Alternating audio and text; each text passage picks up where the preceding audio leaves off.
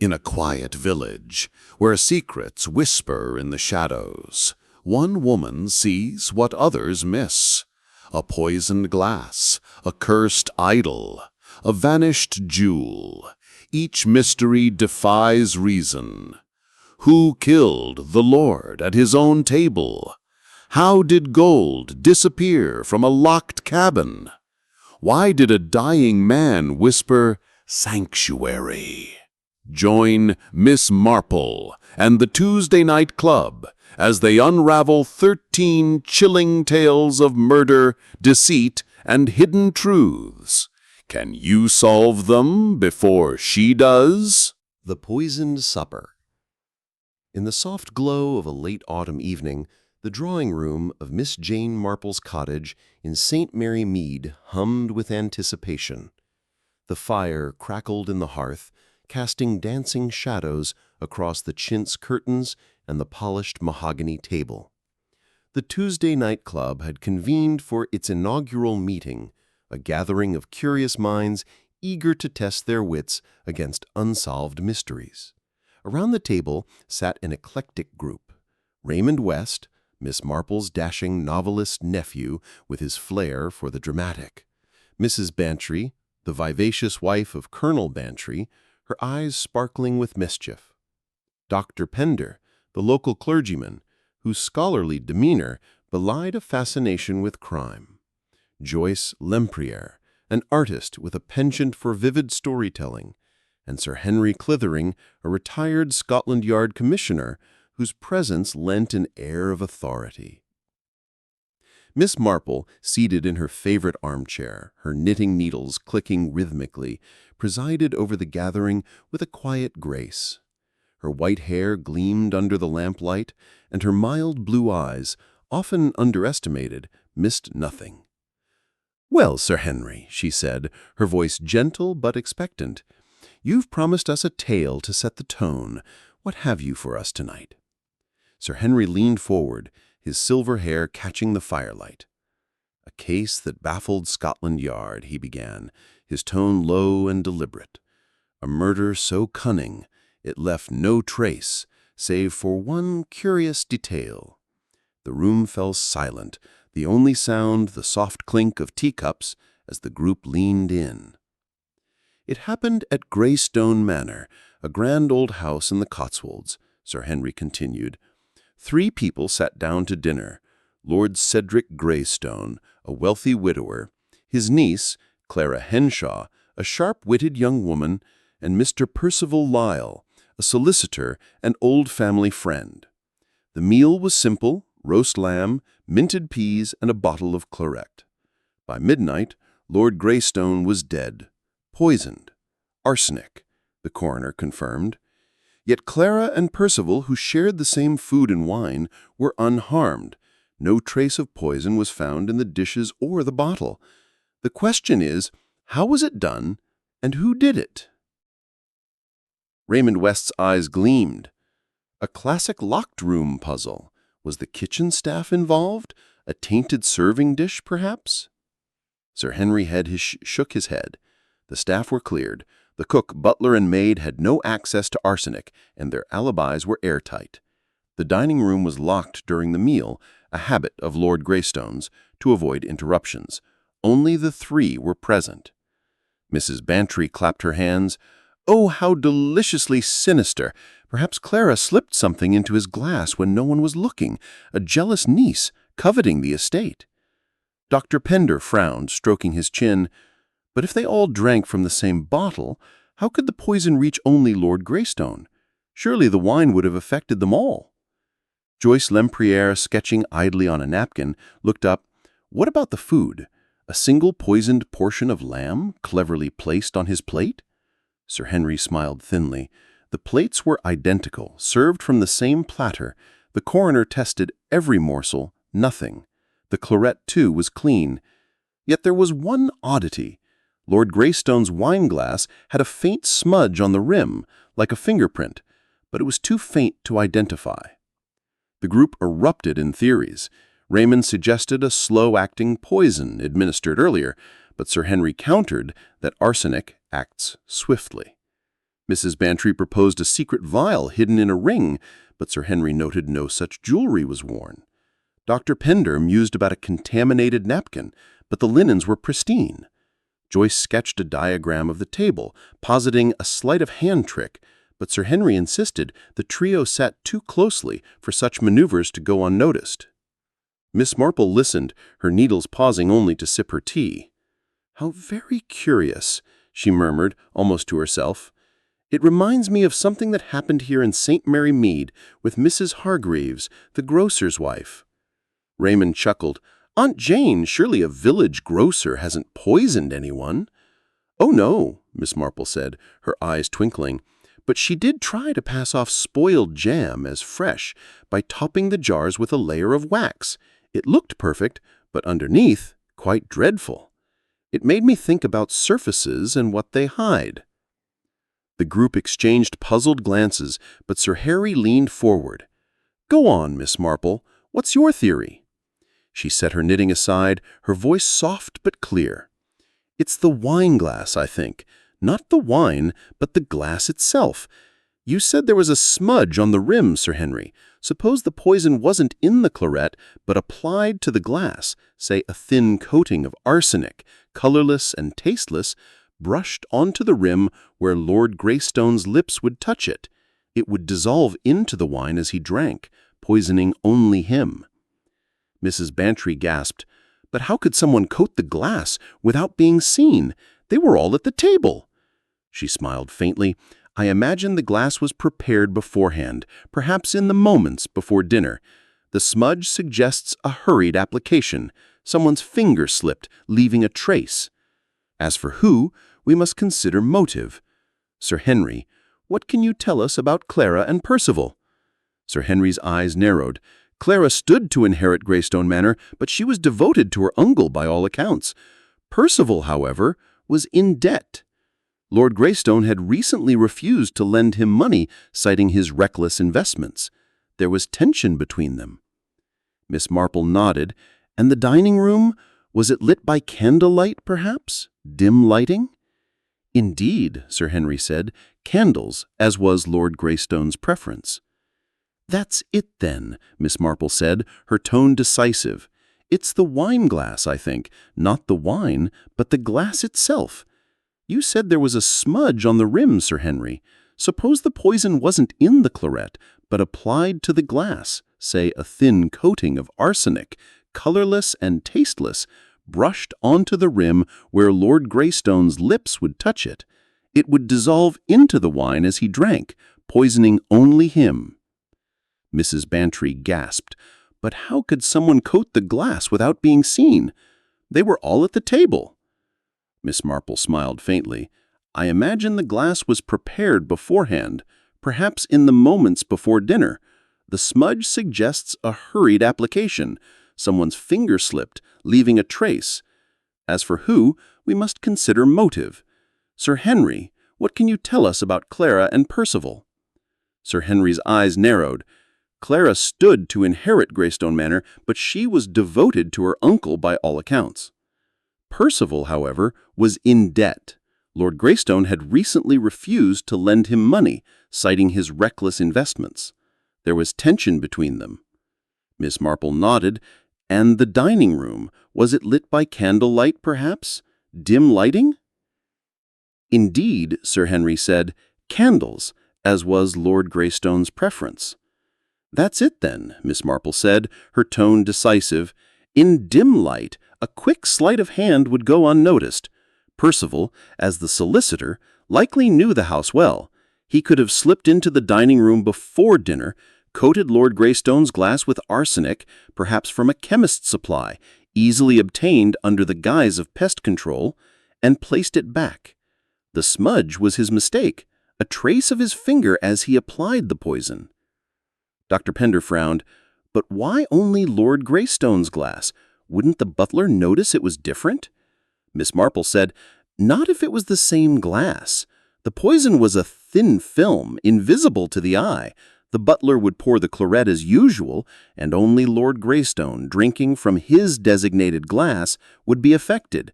Percival, knowing the seating arrangement, ensured the poison glass was at Lord Greystone's place.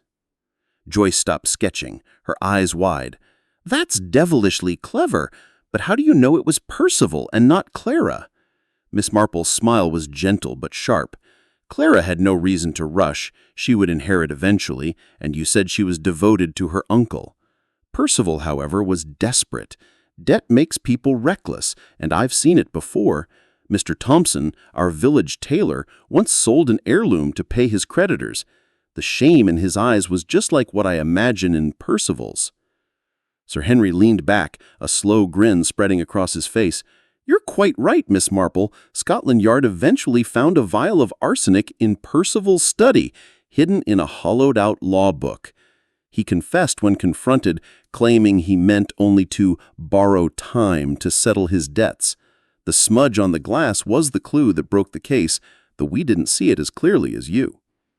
The room erupted in applause, Mrs. Bantry clapping loudest. "Oh, Jane, you're a marvel! To think you solved it from your armchair, with nothing but a smudge and a story about jam?" Raymond looked sheepish. "I stand corrected, Aunt Jane. Your village tales are more useful than my novels." Dr. Pender chuckled. "You've a knack for seeing through the fog, Miss Marple. It's almost uncanny." Joyce held up her sketch, a detailed rendering of the dining table with a ghostly smudge on the glass. "I'll call this the fatal rim. You've inspired me, Miss Marple." Miss Marple resumed her knitting, her expression serene. The Idol's Curse. The following Tuesday, the air in Miss Marple's St. Mary Mead cottage carried a crisp edge, as if the autumn night itself anticipated the eerie tale to come. The Tuesday night club reassembled around the polished mahogany table, the fire casting long shadows across the chintz curtains. Raymond West, Mrs. Bantry, Dr. Pender, Joyce Lempriere, and Sir Henry Clithering settled into their chairs, their faces alight with curiosity after Miss Marple's triumph over the poisoned supper mystery. Tonight, Sir Henry had promised a story with a supernatural twist, and the group buzzed with anticipation. Miss Marple, her knitting needles clicking softly, smiled serenely from her armchair. "Well, Sir Henry," she said, her voice gentle but expectant, "you've teased us with something ghostly. Do tell." Sir Henry's eyes gleamed with mischief as he leaned forward, his voice low and deliberate. "This case baffled Scotland Yard for months," he began. "It's the sort of thing that makes you question what's possible. It happened at Blackthorn Hall, a crumbling estate in Devon, known for its ancient grove dedicated to Astarte, the goddess of love. A man was found dead there, stabbed through the heart, under circumstances that defy logic." The room grew still, the crackle of the fire the only sound. Mrs. Bantry leaned in, her eyes wide. "Oh, a goddess! Oh, how thrillingly pagan!" Sir Henry continued. "The victim was Roland Vane, a scholar obsessed with ancient rituals. He'd been studying the grove, a circle of gnarled oaks surrounding a stone altar said to bear Astarte's blessing. On a moonlit night, Vane was seen entering the grove alone to perform a private ceremony. 3 witnesses, his assistant, Lydia Gray, the estate's caretaker, Mr. Amos Finch, and a local historian, Dr. Eliza Thorne, watched from a distance. They swore no one else entered the grove. Yet at midnight, Vane's scream echoed, and they found him dead on the altar, a dagger in his chest. No footprints, no signs of a struggle, just the dagger and a faint scent of myrrh in the air." Raymond West's brow furrowed. "No one else in the grove? That's impossible. Someone must have sneaked in under cover of darkness." "The witnesses were certain," Sir Henry said. "The grove was open, surrounded by flat grass, and the moonlight was bright. They'd have seen anyone approach. The dagger was Vane's own, kept in his study, but how it got there, and who wielded it, remains a mystery." Joyce Lempriere, sketching the grove on her notepad, looked up. Could it have been suicide? Perhaps Vane stabbed himself in some ritualistic frenzy? Sir Henry shook his head. The angle of the wound was wrong. Too deep, too precise. Someone drove that dagger with force. Besides, Vane was in high spirits, planning a lecture on his findings. Dr. Pender stroked his chin. What about this scent of myrrh? Could it suggest a ritualistic killer? Someone mimicking the goddess's rites? Perhaps, Sir Henry said. The locals whispered of Astarte's curse, claiming the grove punished those who meddled with its secrets. But Scotland Yard doesn't deal in curses. Mrs. Bantry clapped her hands. Oh, I love it! A ghostly goddess striking down a skeptic. But surely there's a human hand behind it. The group launched into theories. Raymond suggested a hidden accomplice, perhaps disguised as a tree, but Sir Henry noted the grove's sparse cover. Joyce proposed a long-range weapon, like a crossbow, but the dagger's presence ruled it out. Dr. Pender mused about hypnosis, suggesting Vane was lured to stab himself, but Sir Henry dismissed it as far-fetched. Mrs. Bantry, ever theatrical, imagined a spectral figure materializing from the altar, but admitted it strained credulity. Miss Marple, her needles pausing, tilted her head. How very intriguing, she murmured. It reminds me of something in St. Mary Mead with young Tom Barker and his sweetheart's quarrel. Raymond laughed. Aunt Jane, are you comparing a village romance to a murder in a sacred grove? Oh, it's not the romance, Miss Marple said, her eyes twinkling. It's the hiding place. Tom once hid a love letter in a hollow tree to avoid his mother's prying eyes. It made me think about what else might be hidden in a grove. Sir Henry leaned forward, intrigued. Go on, Miss Marple. What's your theory?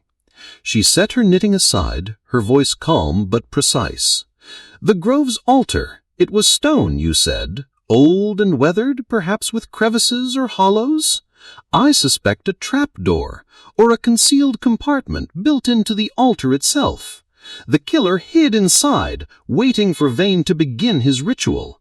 In the moonlight, with the witnesses at a distance, a quick strike would go unseen. The myrrh scent could be a deliberate touch, to fuel talk of curses. Mrs. Bantry gasped. A trapdoor in a sacred altar! That's positively diabolical. But plausible, Dr. Pender said, nodding. It explains the lack of footprints. The killer emerged, struck, and retreated into the altar. Joyce frowned, her pencil hovering. But how did the killer get Vane's dagger? It was in his study. Miss Marple smiled faintly. Someone with access to Blackthorn Hall, I imagine. Sir Henry, what can you tell us about the witnesses? Their motives, perhaps. Sir Henry's expression grew thoughtful. Lydia Gray, Vane's assistant, was fiercely loyal but heartbroken. Rumor had it she loved him, though he was oblivious. Amos Finch, the caretaker, resented Vane for disrupting the estate with his research.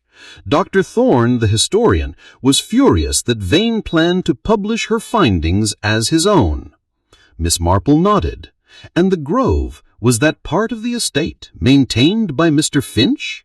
Yes, Sir Henry said. He knew every inch of it, tended it for years. That's it then, Miss Marple said, her tone firm. Mr. Finch is your killer. As caretaker, he'd know the altar's secrets, perhaps a hidden chamber built long ago for rituals or smuggling. He could have taken Vane's dagger from the study, hidden in the altar before the ceremony, and struck when Vane was alone. The myrrh was a clever touch, likely sprinkled to suggest a supernatural cause, playing on local superstitions. Dr. Pender raised an eyebrow. But why Finch? Lydia or Dr. Thorne had stronger motives, love and betrayal. Motives can mislead, Miss Marple said. Finch's resentment was quieter, but deeper. I've seen it in St. Mary Mead. Old Mr. Giles, our gardener, once sabotaged a neighbor's roses over a petty slight. Finch saw Vane's work as a violation of his domain. The altar was his to protect, and he turned it into a weapon. Sir Henry leaned back, a slow smile spreading. "You're uncanny, Miss Marple. Scotland Yard eventually found a hidden panel in the altar, just as you described. Finch confessed under pressure, admitting he'd rigged the compartment years ago for storing tools. He used it to hide, stole the dagger to frame Vane's obsession, and added myrrh to stir talk of curses. He thought it foolproof." The room erupted in exclamations. Mrs. Bantry clapped delightedly. "Jane, you've done it again! A trapdoor and a vengeful caretaker, better than any novel." Raymond shook his head, grinning. "I'm outmatched, Aunt Jane. Your village parallels are positively lethal." Joyce held up her sketch, a haunting image of the altar with a shadowy figure emerging. "I'm calling this Astarte's Revenge. You've inspired me again, Miss Marple." Dr. Pender chuckled. "You see through the uncanny to the human heart, Miss Marple. It's a rare gift." Miss Marple resumed her knitting, her expression serene. "It's only observation, my dears. People hide in all sorts of places. Altars, hearts, even village quarrels. There's always a clue if you look closely." Sir Henry raised his teacup. "To Miss Marple, who banishes ghosts with logic. I confess I thought this one might stump you, but you've raised the stakes. Next week I'll let Raymond try to best you. Something modern, perhaps. A smuggling tale." Raymond's eyes lit up. "Challenge accepted. I've got a story about vanishing gold that will test even you, Aunt Jane." The group laughed, the fire's warmth dispelling the chill of the tale. Miss Marple's needles clicked steadily, a quiet counterpoint to their excitement. As the guests departed into the starry night, Raymond lingered, adjusting his scarf. "You're making me look bad, Aunt Jane. I'll have to dig deep for next week." She smiled, folding her shawl. "I look forward to it, Raymond. Now, off you go. It's chilly, and I've knitting to finish." He chuckled and stepped out, leaving Miss Marple by the fire.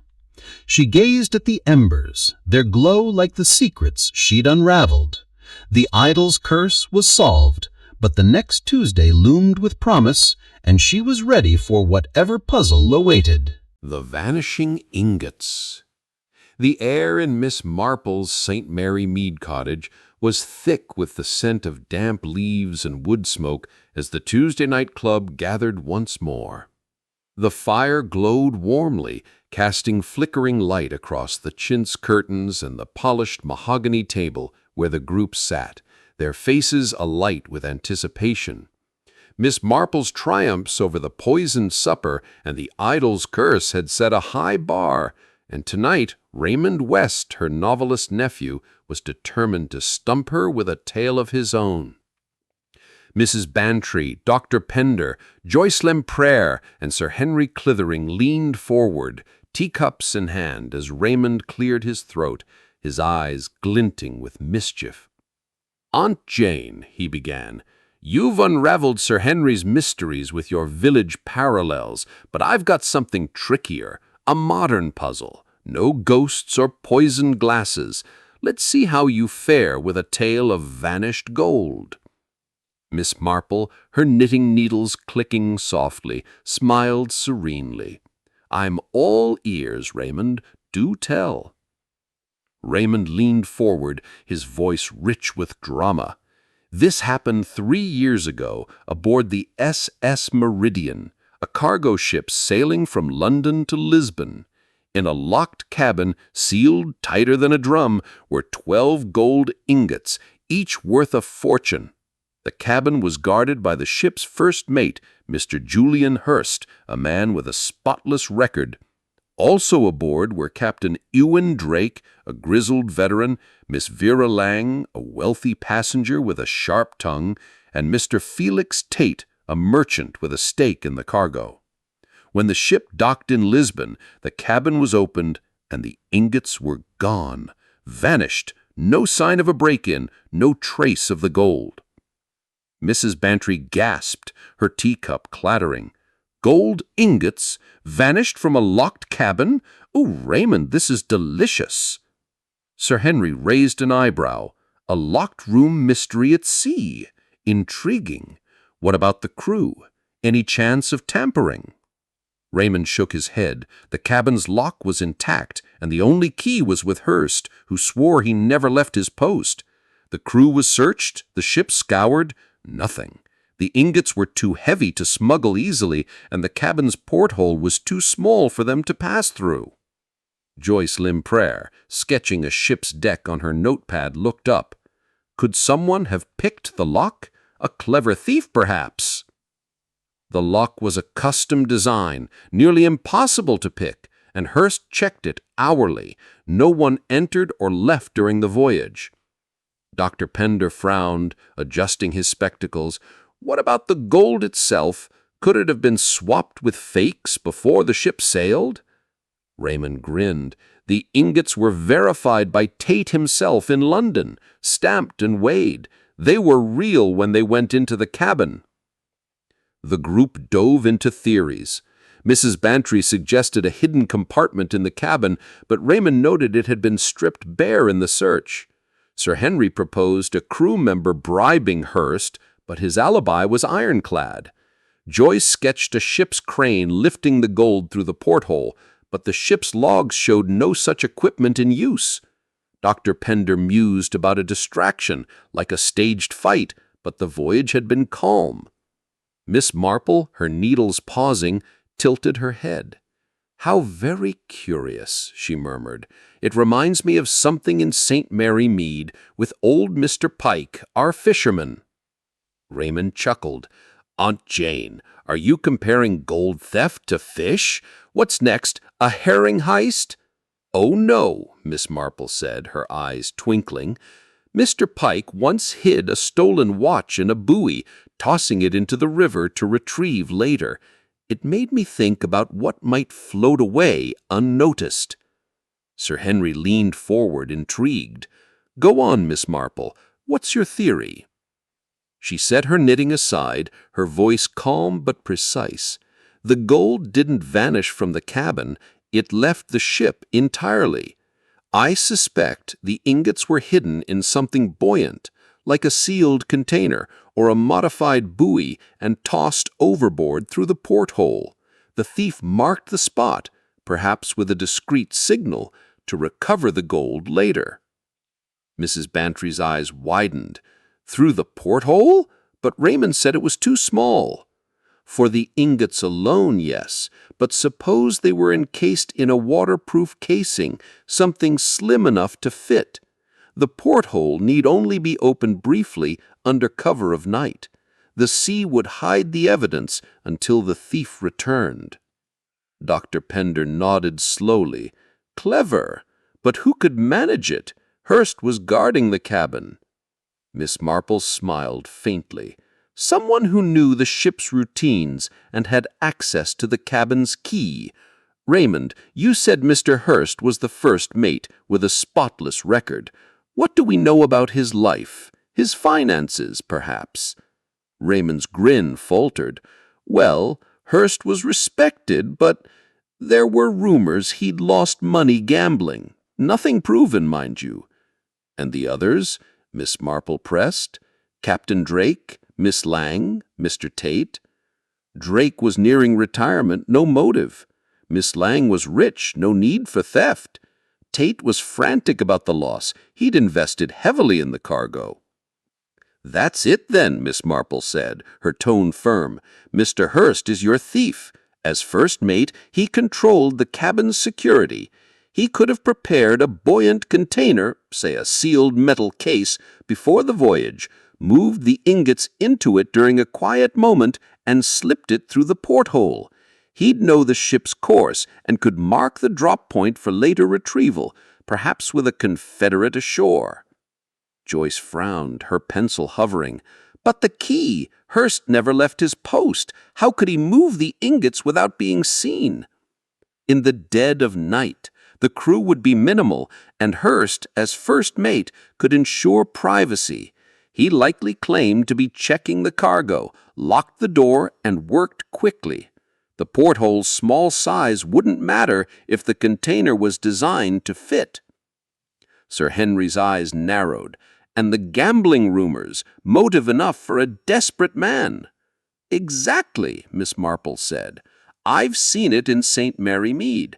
Young Tummy Wells, our baker's boy, once stole a silver tray to pay a debt. The shame in his eyes was plain.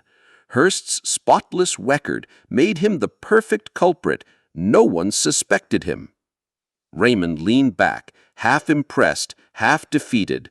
"You're right, Aunt Jane. The police eventually traced a buoy-like device washed ashore near Lisbon with traces of gold residue. Hearst had a fishing boat waiting, but his partner betrayed him. He confessed when caught, admitting he'd planned to sell the gold to settle his debts." Mrs. Bantry clapped delightedly. "Jane, you're a wonder. Gold in a buoy, tossed into the sea. Better than any pirate tale."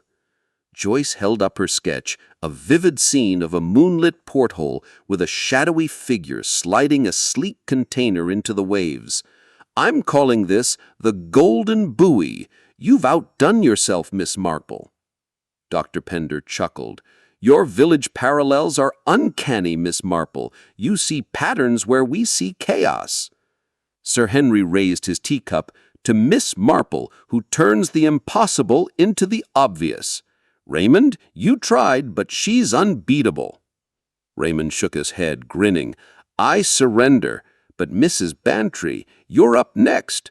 Got a tale to top this?" Mrs. Bantry's eyes sparkled. "Oh, I do. A murder with a vanishing clue. Blood that disappeared into thin air. Let's see how Jane tackles that next Tuesday." The group laughed, the fire's warmth chasing away the chill of the sea-bound mystery. Miss Marple's needles resumed their rhythm, a quiet counterpoint to their excitement. As the guests departed into the misty night, Raymond lingered, adjusting his hat. "You're making this too easy, Aunt Jane," he teased. "I'll find a story to stump you yet." She smiled, folding a napkin. "I look forward to it, Raymond. Now off you go. It's damp, and I've a scarf to finish." He chuckled and stepped out, leaving Miss Marple by the fire. She gazed at the embers, their glow like the glint of hidden gold. The vanishing ingots were solved, but the next Tuesday promised a new puzzle, and she was ready. The blood-stained path. The chill of an early November evening settled over Miss Marple's cottage in St. Mary Mead, where the Tuesday night club gathered once more. The fire in the hearth cast a warm glow, dancing across the chintz curtains and the mahogany table, now strewn with teacups and a plate of scones.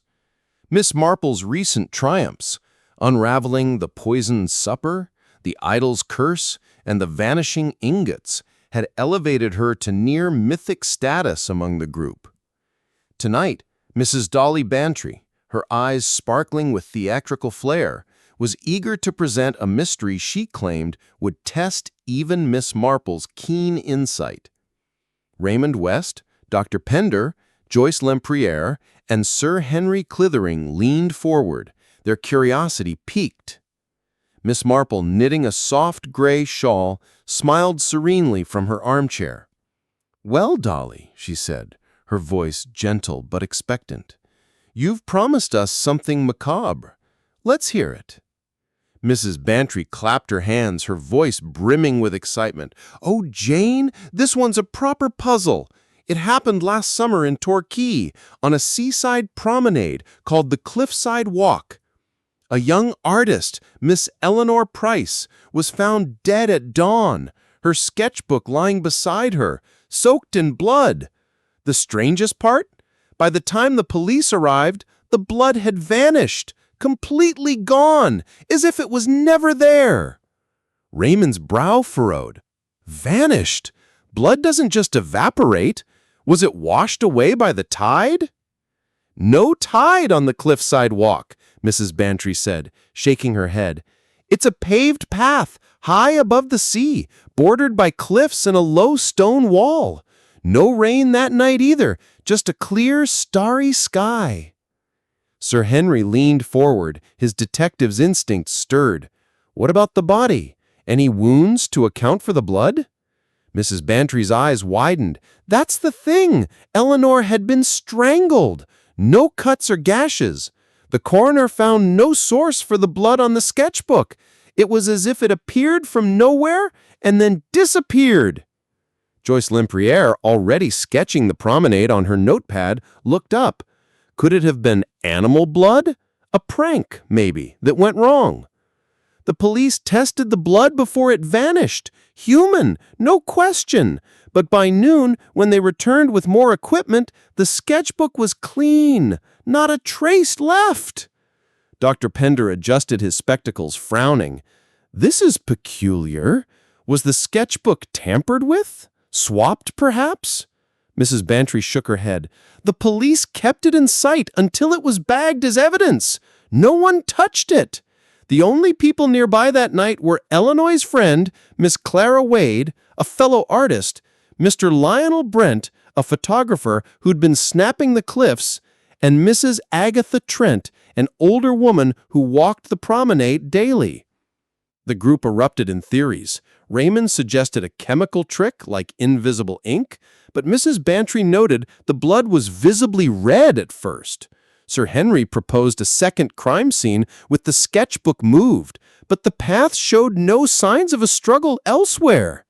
Joyce sketched a shadowy figure, splashing blood from a vial, but Mrs. Bantry insisted no containers were found. Dr. Pender mused about a medical condition causing spontaneous bleeding, but the coroner's report ruled it out. Miss Marple, her needles pausing, tilted her head. How very intriguing, she murmured. It reminds me of something in St. Mary Mead with Mrs. Lucy, our laundress. Mrs. Bantry laughed, her voice bright. Jane, you're not going to solve this with laundry, are you? Oh, not quite, Miss Marple said, her eyes twinkling. Mrs. Lucy once spilled a chemical on a tablecloth, a stain remover that faded in sunlight. It looked like a miracle, but it was just science. It made me think about things that disappear. Sir Henry's eyes narrowed. Go on, Miss Marple. What's your theory? She set her needles aside, her voice calm but precise. The blood wasn't blood at all. Or rather, it was a substance meant to look like blood, designed to vanish. I suspect a chemical compound, perhaps a theatrical dye or a photosensitive solution, was applied to the sketchbook to create the illusion of a bloody crime. The killer used it to mislead the police, making them chase a phantom clue, while the real method, strangulation, went unquestioned. Joyce's pencil froze. A fake bloodstain? That's brilliant, but why go to the trouble? To confuse, Miss Marple said. The blood's vanishing draws attention away from the simplicity of the murder. Strangulation is quick, personal, someone close to Eleanor, with a motive tied to her life. Mrs. Bantry, what can you tell us about the witnesses? Mrs. Bantry leaned forward, eager to share. Clara Wade was Eleanor's best friend, but they'd quarreled recently over a shared art exhibition. Clara felt Eleanor stole her spotlight. Lionel Brent was smitten with Eleanor, but she'd rebuffed him, and he was seen arguing with her days before. Mrs. Trent, the older woman, seemed harmless, but she disapproved of Eleanor's modern art, calling it scandalous. Miss Marple nodded. And the sketchbook, what was in it? Sketches of the cliffs, Mrs. Bantry said. Beautiful, but nothing unusual. One page had a half-finished drawing of a woman's face, but it was smudged by the blood. That's it then, Miss Marple said, her tone firm. Clara Wade is your killer. As an artist, she'd know about pigments and chemicals, perhaps a dye that fades in sunlight, like Mrs. Lucy's stain remover. She strangled Eleanor in a fit of rage over their quarrel, then staged the bloodstain to suggest a more violent crime, throwing suspicion elsewhere. The smudged drawing might have been Clara's own face, a clue Eleanor was sketching before the attack. Dr. Pender frowned. But why strangle her? Why not use a weapon? Strangulation is impulsive. Miss Marple said, strangulation is impulsive. Clara was angry, perhaps hurt by Eleanor's success. I've seen it in St. Mary Mead. Miss Clara, our dressmaker, once tore a rival's gown in a fit of envy. The dye was Clara's flourish, a way to muddy the investigation. Sir Henry leaned back, a slow smile spreading. Remarkable, Miss Marple. The police eventually tested the sketchbook and found traces of a theatrical dye, one that evaporates under heat. Clara confessed when confronted, admitting she'd acted in a jealous rage and used the dye to suggest a stabbing. She thought it would point to Brent, who carried a knife for his photography gear. Mrs. Bantry clapped delightedly. "Jane, you're a genius! Fake blood that vanishes? Better than any stage play." Joyce held up her sketch, a haunting image of a sketchbook under moonlight, its red stain fading into mist. "I'm calling this the Phantom Stain. You've outdone yourself again, Miss Marple." Raymond grinned, shaking his head. "Aunt Jane, you're making us look like amateurs. I thought I had you with the gold, but this takes the cake."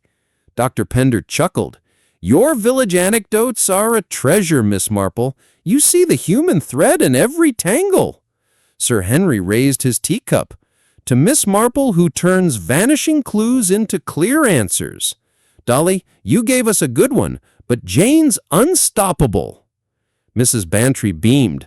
"I'm thrilled, but Dr. Pender, you're next. Got something to challenge our Jane?" Dr. Pender's eyes twinkled. "I do indeed. A tale of a will and a spiritualist's trickery. Let's see how Miss Marple fares with that next Tuesday." The group laughed, the fire's warmth dispelling the chill of the seaside mystery. Miss Marple's needles resumed their rhythm, a quiet counterpoint to their excitement.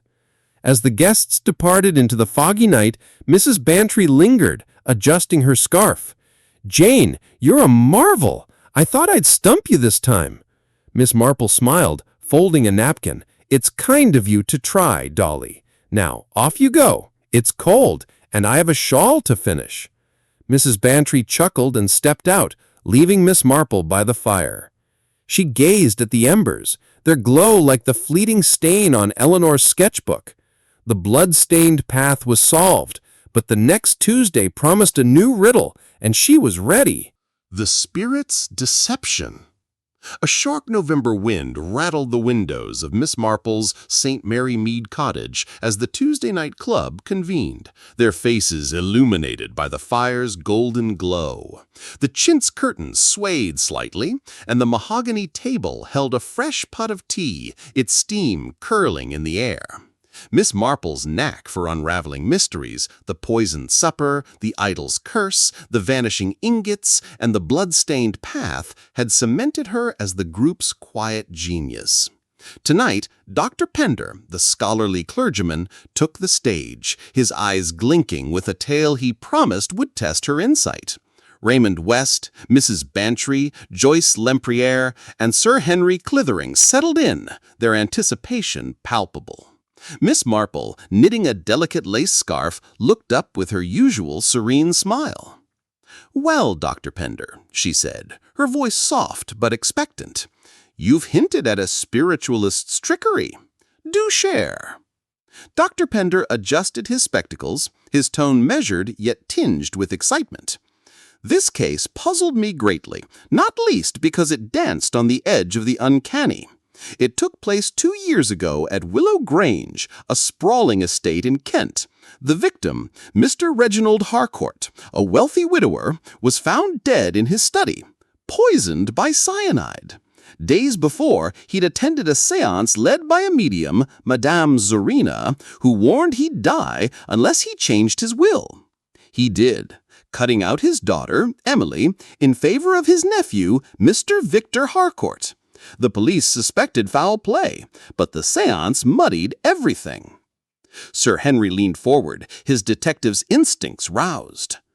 "Cyanide? That's a bold choice. How was it administered?"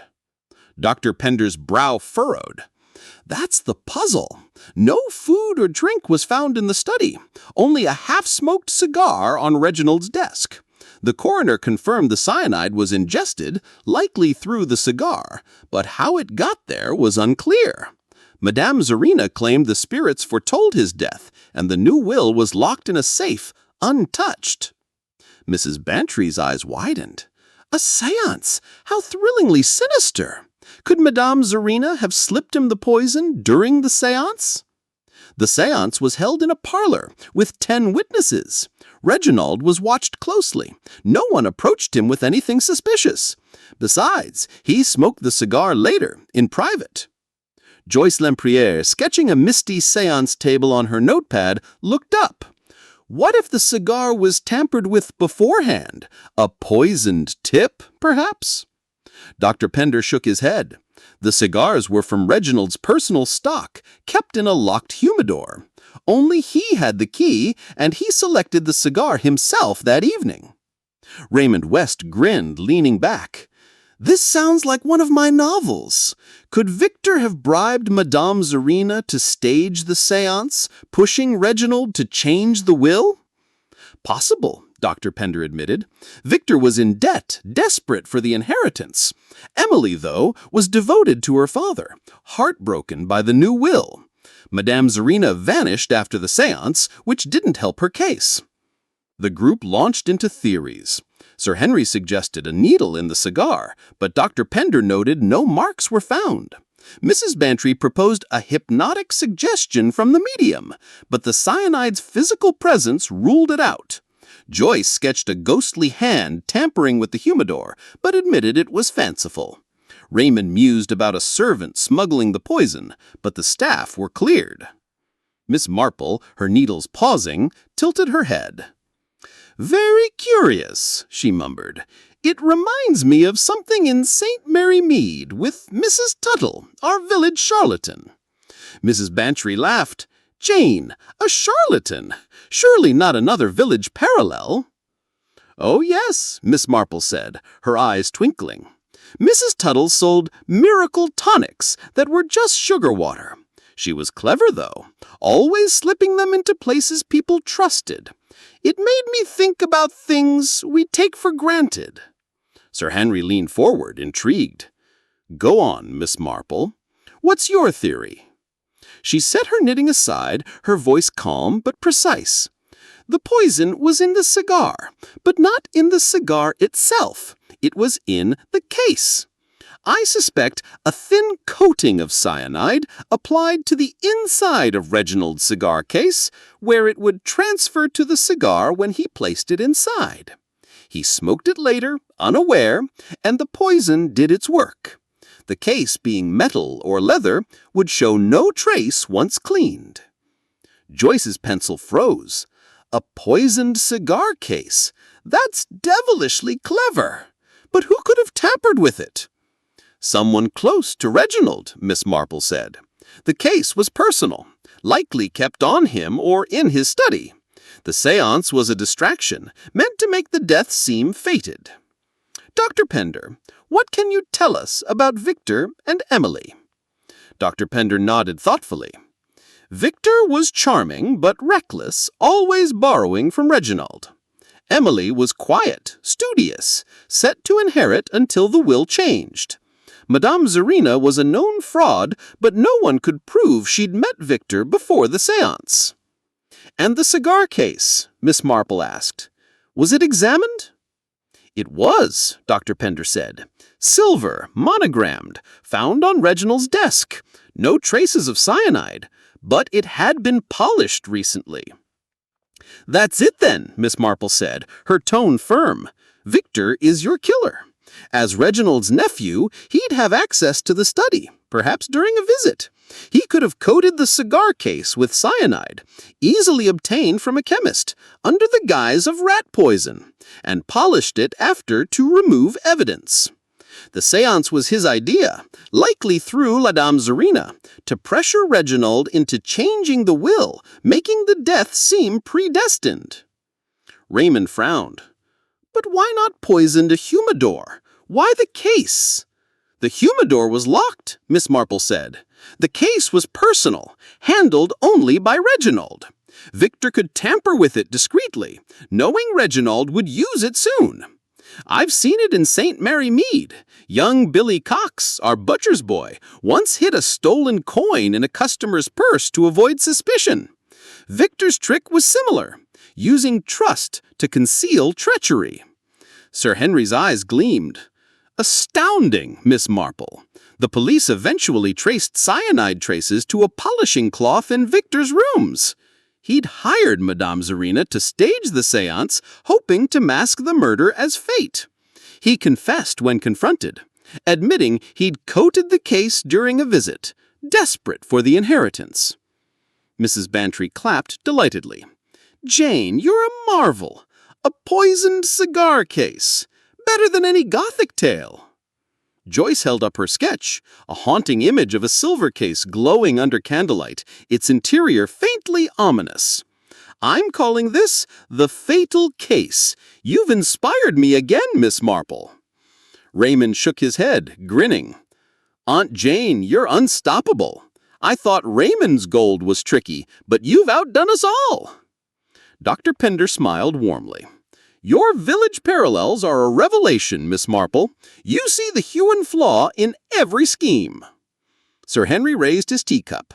"To Miss Marple, who pierces deception with clarity. Dr. Pender, you gave us a fine puzzle, but Jane is unmatched." Dr. Pender's eyes twinkled. "I'm honored to be bested. Sir Henry, you're up next. Got something to challenge our Jane?" Sir Henry grinned. "I do. A murder tied to a saintly relic, steeped in reverence and deceit. Let's see how Miss Marple tackles it next Tuesday." The group laughed, the fire's warmth banishing the chill of the spiritualist's ruse. Miss Marple's needles resumed their rhythm, a quiet counterpoint to their excitement. As the guests departed into the frosty night, Dr. Pender lingered, adjusting his coat. "Jane, you've a gift. I thought spirits might stump you." Miss Marple smiled, folding a napkin. "Kind of you to try, Dr. Pender. Now, off you go. It's cold, and I've a scarf to finish." He chuckled and stepped out, leaving Miss Marple by the fire. She gazed at the embers, their glow like the faint trace of cyanide in a polished case.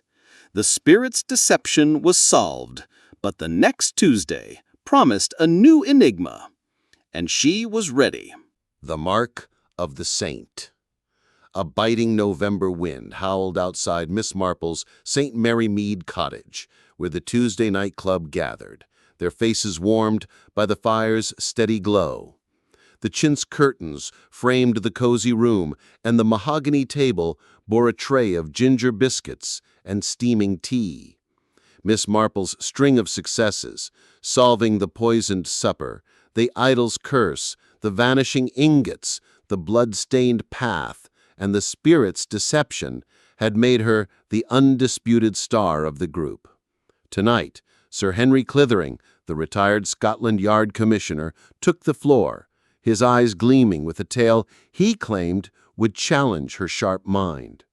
Raymond West, Mrs. Bantry, Dr. Pender, and Joyce Lempriere leaned in, their anticipation crackling like the logs in the hearth. Miss Marple, knitting a soft blue mitten, looked up with her gentle smile. "Well, Sir Henry," she said, her voice calm but expectant, "you've promised us a saintly relic. Let's hear it." Sir Henry leaned forward, his tone rich with intrigue. "This case stumped Scotland Yard for weeks, not least because it unfolded in a place of reverence. It happened last spring at St. Agnes's Church, a quiet chapel in Dorset, known for housing a relic, a small silver medallion said to bear St. Peter's thumbprint. The victim, Mr. Giles Rutherford, a wealthy historian, was found dead in the vestry clutching the medallion. He'd been poisoned with belladonna, a rare toxin, but no trace was found in the church. Mrs. Bantry gasped, her teacup trembling. "Poison in a church! How scandalously profane!" Sir Henry nodded. "The oddity was the medallion. It was kept in a locked reliquary, accessible only to the church warden, Mr. Amos Ward, and the vicar, Reverend Thomas Cole. Giles was studying the relic for a book, but he was found alone, the reliquary locked, and the medallion in his hand. The only others present that evening were Miss Laura Finch, a devout parishioner, and Mr. Simon Vale, a skeptical journalist covering Giles's work. Raymond West's eyes narrowed. Belladonna. That's an unusual choice. Was it in his food or drink? No food or drink was found, Sir Henry said. The vestry had only a carafe of water tested clean. The coroner confirmed the poison was ingested, likely within an hour of death. The medallion was the only clue, its surface oddly sticky, as if coated with something. Joyce Lempriere, sketching the medallion on her notepad, looked up. Could the poison have been on the medallion itself? A coated surface, perhaps? Sir Henry shook his head. The medallion was examined. No belladonna, just that sticky residue, possibly wax or resin. The poison source remained a mystery. Dr. Pender frowned, stroking his chin. What about the reliquary? Could someone have tampered with it before Giles took the medallion? Sir Henry said the lock was intact. Only Ward and Reverend Cole had keys, and both were accounted for during the evening. Mrs. Bantry clapped her hands. Oh, I love it! A sacred relic turned deadly. Perhaps the saint himself struck Giles down for irreverence. The group dived into theories. Raymond suggested a hidden syringe in the vestry, but Sir Henry noted no needle marks on Giles. Mrs. Bantry proposed a poisoned chalice from an earlier service, but the church held no communion that day. Joyce sketched a shadowy figure slipping poison into the water carafe, but its clean test ruled it out. Dr. Pender mused about a religious fanatic, but the witnesses seemed unlikely zealots. Miss Marple, her needles pausing, tilted her head. How very intriguing, she murmured. It reminds me of something in St. Mary Mead with Miss Eliza, our seamstress. Raymond chuckled. Aunt Jane, are you solving a church murder with needlework? Not quite, Miss Marple said, her eyes twinkling.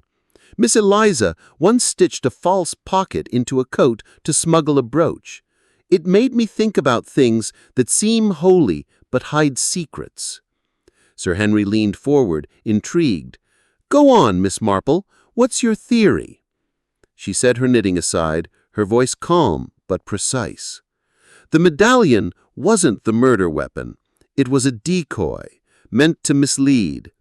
I suspect the belladonna was in a lozenge or sweet offered to Giles under the guise of a friendly gesture. The sticky residue on the medallion was likely his fingers after handling the poisoned sweet. The killer planted the medallion in his hand to suggest a sacred motive, diverting suspicion. Joyce's pencil froze. A poisoned sweet. That's fiendishly clever, but who could have given it to him? Someone he trusted, Miss Marple said. The medallion's presence suggests a plan to frame another, perhaps someone tied to the relic. Sir Henry, what can you tell us about the witnesses? Sir Henry's eyes narrowed. Amos Ward, the church warden, was fiercely protective of the relic, resenting Giles's handling of it. Reverend Cole was mild-mannered, but he relied on Giles's donations to the church. Laura Finch adored Giles, perhaps too much, and was seen crying after he dismissed her advances. Simon Vale, the journalist, mocked the relic's authenticity, clashing with Giles over his book. And the vestry, Miss Marple asked, was it private? Could someone enter unnoticed? It was private, but the church was open that evening for a prayer meeting. The witnesses were in and out, though none admitted to seeing Giles after he entered the vestry. That's it, then, Miss Marple said, her tone firm. Mr. Ward is your killer. As church warden, he had access to the reliquary and could have taken the medallion to stage the scene. He likely offered Giles a sweet laced with belladonna, perhaps from a medicinal supply, as it's used in small doses for eyes. Ward's resentment of Giles's handling of the relic gave him motive, and the medallion was his attempt to frame Laura or Simon, suggesting a jealous or skeptical killer. Dr. Pender frowned. But why the medallion? Why not just leave the body? To confuse, Miss Marple said. The relic draws attention to faith and fanaticism away from a simple act of poison. I've seen it in St. Mary Mead. Old Mr. Tate, our baker, once hid a stolen coin in a hymn book to throw off suspicion. Ward's trick was similar, using reverence to mask murder. Sir Henry leaned back, a slow grin spreading. Extraordinary, Miss Marple. Scotland Yard found a vial of belladonna in Ward's home, hidden in a tin of throat lozenges. He confessed, admitting he'd poisoned a sweet and offered it to Giles, furious at his desecration of the relic. He placed the medallion in Giles's hand to suggest a ritualistic motive. Mrs. Bantry clapped delightedly. Jane, you're a miracle! A poisoned sweet and a saint's medallion. What a tale! Joyce held up her sketch, a haunting image of a silver medallion glowing in a clenched hand, its edges faintly sticky. I'm calling this the Saint's Deceit. You've outdone yourself, Miss Marple. Raymond grinned, shaking his head. Aunt Jane, you're a force of nature. I thought my gold was clever, but this is next level. Dr. Pender smiled warmly. Your village parallels are uncanny, Miss Marple. You see treachery in the holiest places. Sir Henry raised his teacup. To Miss Marple, who unveils truth in the shadow of sanctity. You've bested us again. Raymond's eyes twinkled. My turn next, Aunt Jane. I've got a modern mystery, a forged letter, and a deadly trap. Let's see if you can keep up next Tuesday. The group laughed, the fire's warmth dispelling the chill of the sacred deception. Miss Marple's needles resumed their rhythm, a quiet counterpoint to their excitement. As the guests departed into the windy night, Sir Henry lingered, adjusting his coat. Jane, you're a marvel. I thought a relic might stump you. Miss Marple smiled, folding a napkin. Kind of you to try, Sir Henry. Now off you go. It's blustery, and I've a mitten to finish. He chuckled and stepped out, leaving Miss Marple by the fire. She gazed at the embers, their glow like the faint sheen of a tainted medallion. The mark of the saint was solved, but the next Tuesday promised a new puzzle, and she was ready. The Forged Confession.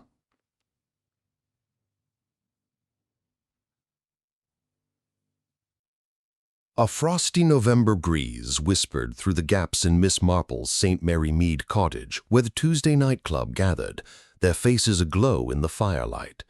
The chintz curtains framed the cozy room, and the mahogany table held a tray of spiced biscuits and steaming tea. Miss Marple's string of triumphs, unraveling the poisoned supper, the idol's curse, the vanishing ingots, the blood-stained path, the spirit's deception, and the mark of the saint, had made her the group's quiet legend. Tonight, Raymond West, her novelist nephew, took the stage, determined to outwit her with a modern mystery. Mrs. Bantry, Dr. Pender, Joyce Lempriere, and Sir Henry Clithering leaned in, their anticipation as sharp as the winter air. Miss Marple, knitting a vibrant crimson scarf, looked up with her gentle smile. "Well, Raymond," she said, her voice soft but expectant, "you've promised us a forged letter. Let's hear it."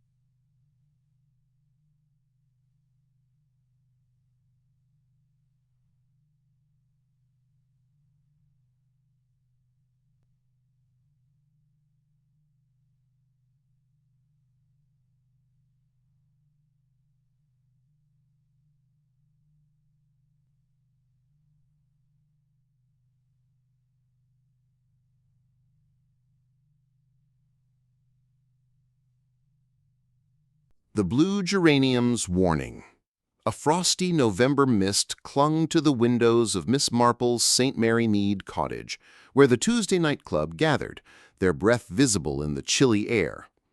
The fire crackled, casting a warm glow across the chintz curtains and the mahogany table, laden with a pot of chamomile tea and a plate of shortbread.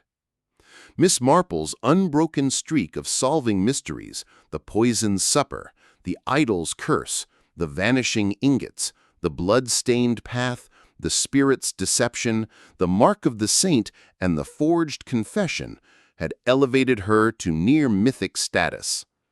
Tonight, Mrs. Dolly Bantry, her face alight with theatrical zeal, was determined to challenge her with a tale steeped in eerie prophecy. Raymond West, Dr. Pender, Joyce Lempriere, and Sir Henry Clithering leaned forward, their curiosity as sharp as the winter night. Miss Marple, knitting a delicate green shawl, looked up with her serene smile. "Well, Dolly, you've promised us a cursed flower. Do tell." Mrs. Bantry clapped her hands, her voice brimming with drama. "Oh, Jane, this one's positively chilling. It happened last autumn at Rosewood Lodge, a charming house in Surrey. The victim, Mrs. Lavinia Trent, a nervous woman with a taste for the occult, died in her bed, poisoned by digitalis. A week before, she'd visited a spiritualist, Madame Seraphine, who warned that a blue geranium in her garden would signal her death. Sure enough, a geranium in her conservatory turned blue the morning she was found dead." Raymond's eyes widened. "A blue geranium? That's impossible. Geraniums don't turn blue naturally." "Exactly," Mrs. Bantry said, her tone triumphant. "The police were baffled. The conservatory was locked, and the plant was tested. No poison, just a strange blue tint. Lavinia's heart medication contained digitalis, but the bottle was untouched, and no one could explain how she ingested a fatal dose." Sir Henry leaned forward, his detective's instincts piqued. "Digitalis? That's a subtle poison. How was it administered?" "That's the mystery," Mrs. Bantry said. "No food or drink was found in her room, just a glass of water tested clean. The only people with access were her nurse, Miss Edith Blake, who managed her medication, her gardener, Mr. Harold Moss, who tended the conservatory, and her cousin, Mr. Rupert Trent, who stood to inherit her estate." Joyce Lempriere, sketching a vibrant geranium on her notepad, looked up. "Could the blue color be a dye, like in our blood-stained path case? A trick to scare her?" "The plant was alive, not dyed. Botanists confirmed it was a geranium, but its color was unnatural, almost as if tampered with genetically." Dr. Pender frowned, adjusting his spectacles. "What about Madame Seraphine? Could she have poisoned Lavinia during the visit?" "She was miles away when Lavinia died. The séance was a week earlier, and witnesses confirmed her alibi." The group plunged into theories. Raymond suggested a contaminated syringe, but no needle marks were found. Sir Henry proposed a poisoned capsule swapped into Lavinia's medication, but the bottle's seal was intact. Joyce sketched a shadowy figure painting the geranium, but the plant's living blue hue defied explanation. Dr. Pender mused about a psychological trick, frightening Lavinia into a heart attack, but the digitalis was undeniable. Miss Marple, her needles pausing, tilted her head. "How very curious. It reminds me of something in St. Mary Mead, with Mr. Grover, our gardener." Mrs. Bantry laughed, her eyes sparkling. "Jane, not another village tale. What's a gardener got to do with a blue geranium?" "Oh, not much," Miss Marple said, her eyes twinkling. "Mr. Grover once dyed his roses purple for a village fete, using a harmless chemical. It made me think about flowers and deception." Sir Henry leaned forward, intrigued. "Go on, Miss Marple. What's your theory?" She set her knitting aside, her voice calm but precise. "The blue geranium was a distraction, like the forged letter or the saint's medallion. I suspect the digitalis was administered through a sugared almond or sweet, offered to Lavinia as a harmless treat. The geranium's color was altered deliberately, perhaps with a chemical like copper sulfate, which can turn petals blue, to fulfill the spiritualist's warning and mask the murder as fate. Joyce's pencil froze. A blue flower as a red herring? That's brilliant! But who could have tampered with the plant? Someone with access to the conservatory. The locked door suggests an inside job, and the spiritualist's warning was likely planted to set the stage. Mrs. Bantry, what can you tell us about the suspects? Mrs. Bantry leaned forward eagerly. Edith Blake, the nurse, was efficient but cold. Lavinia often complained about her strictness. Harold Moss, the gardener, was devoted to the estate but grumbled about Lavinia's demands. Rupert Trent was charming but greedy, always asking Lavinia for loans. And the conservatory? Miss Marple asked. Was it part of the house, tended regularly? Yes, Mrs. Bantry said. Harold had a key, but Edith and Rupert could enter through the house. That's it then, Miss Marple said, her tone firm. Miss Blake is your killer. As the nurse, she controlled Lavinia's medication and could have extracted digitalis from it, perhaps dissolving it into a sweet. She had access to the conservatory and knowledge of chemicals, nurses often do. She dyed the geranium to match Madame Seraphine's prophecy, likely after being bribed or coerced to stage the séance. The blue flower was her flourish, to make the death seem supernatural. Dr. Pender frowned. But why not Rupert? He'd inherit everything. Greed is obvious, Miss Marple said.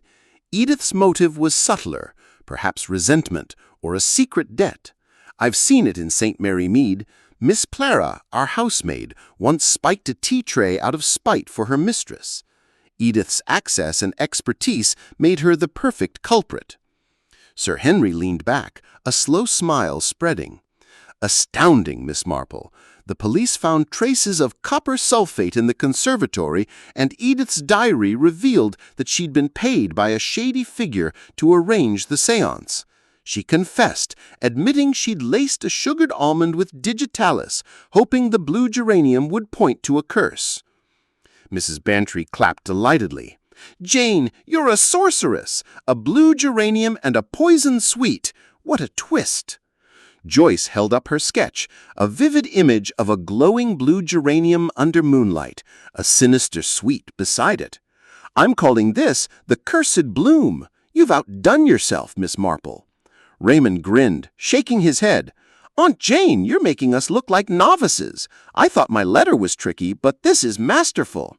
Dr. Pender smiled warmly. Your village parallels are uncanny. You see treachery in the smallest details. Sir Henry raised his teacup. To Miss Marple, who dispels curses with logic. Dolly, you gave us a gem, but Jane's unbeatable. Dr. Pender's eyes twinkled. My turn next, Jane. I've got a tale of a stolen jewel that'll test your wits. See you next Tuesday. The group laughed, the fire's warmth banishing the chill of the floral deception. Miss Marple's needles resumed their rhythm, a quiet counterpoint to their excitement. As the guests departed into the misty night, Mrs. Bantry lingered, adjusting her coat. Jane, you're a marvel. I thought a cursed flower would stump you. Miss Marple smiled, folding a napkin. Kind of you to try, Dolly. Now off you go. It's damp, and I've a shawl to finish. Mrs. Bantry chuckled and stepped out, leaving Miss Marple by the fire. She gazed at the embers, their glow like the fleeting blue of a tempered geranium. The cursed flower was solved, but the next Tuesday promised a new riddle, and she was ready. The sapphire's disappearance. A biting November gale rattled the windows of Miss Marple's St. Mary Mead cottage, where the Tuesday night club gathered, their faces warmed by the fire's steady glow. The chintz curtains framed the cozy room, and the mahogany table bore a tray of cinnamon scones and steaming tea. Miss Marple's unbroken streak of solving mysteries, the poisoned supper, the idol's curse, the vanishing ingots, the blood-stained path, the spirit's deception, the mark of the saint, the forged confession, and the blue geranium's warning had made her the group's quiet legend. Tonight, Dr. Pender, the scholarly clergyman, took the stage, his eyes glinting with a tale of a jewel theft he believed might finally outwit her. Raymond West, Mrs. Bantry, Joyce Lempriere, and Sir Henry Clithering leaned in, their anticipation as sharp as the winter wind. Miss Marple, knitting a soft lavender cap, looked up with her serene smile. "Well, Dr. Pender, you've promised us a stolen jewel. Do share." Dr. Pender adjusted his spectacles, his tone measured, yet tinged with excitement. "This case baffled the authorities in Brighton last summer. It happened at Seaview Manor during a dinner party hosted by Lady Margaret Hale. A priceless sapphire, the Star of Bengal, vanished from a locked display case in the dining room. The guests were searched, the room scoured, but the gem was gone. No trace, no clues, just an empty velvet cushion where it sat." Mrs. Bantry gasped, her teacup clattering. "Oh, a sapphire vanished in front of everyone? Oh, Dr. Pender, this is thrilling!" Sir Henry leaned forward, his detective's instincts roused. A locked case. Was it tampered with? The case was intact, a modern lock, opened only by Lady Margaret's key, which she wore on a chain around her neck. The sapphire was on display during the dinner, visible to all, and noticed missing when dessert was served. Joyce Lempriere, sketching a sparkling gem on her notepad, looked up. Could someone have picked the lock during a distraction? The guests were seated closely. No one left the table, and the case was in full view. The suspects were Mr. Roland Vance, a jeweler who'd appraised the sapphire, Miss Celia Gray, a young heiress with a flair for drama, and Dr. Simon Holt, a botanist guest with no apparent motive.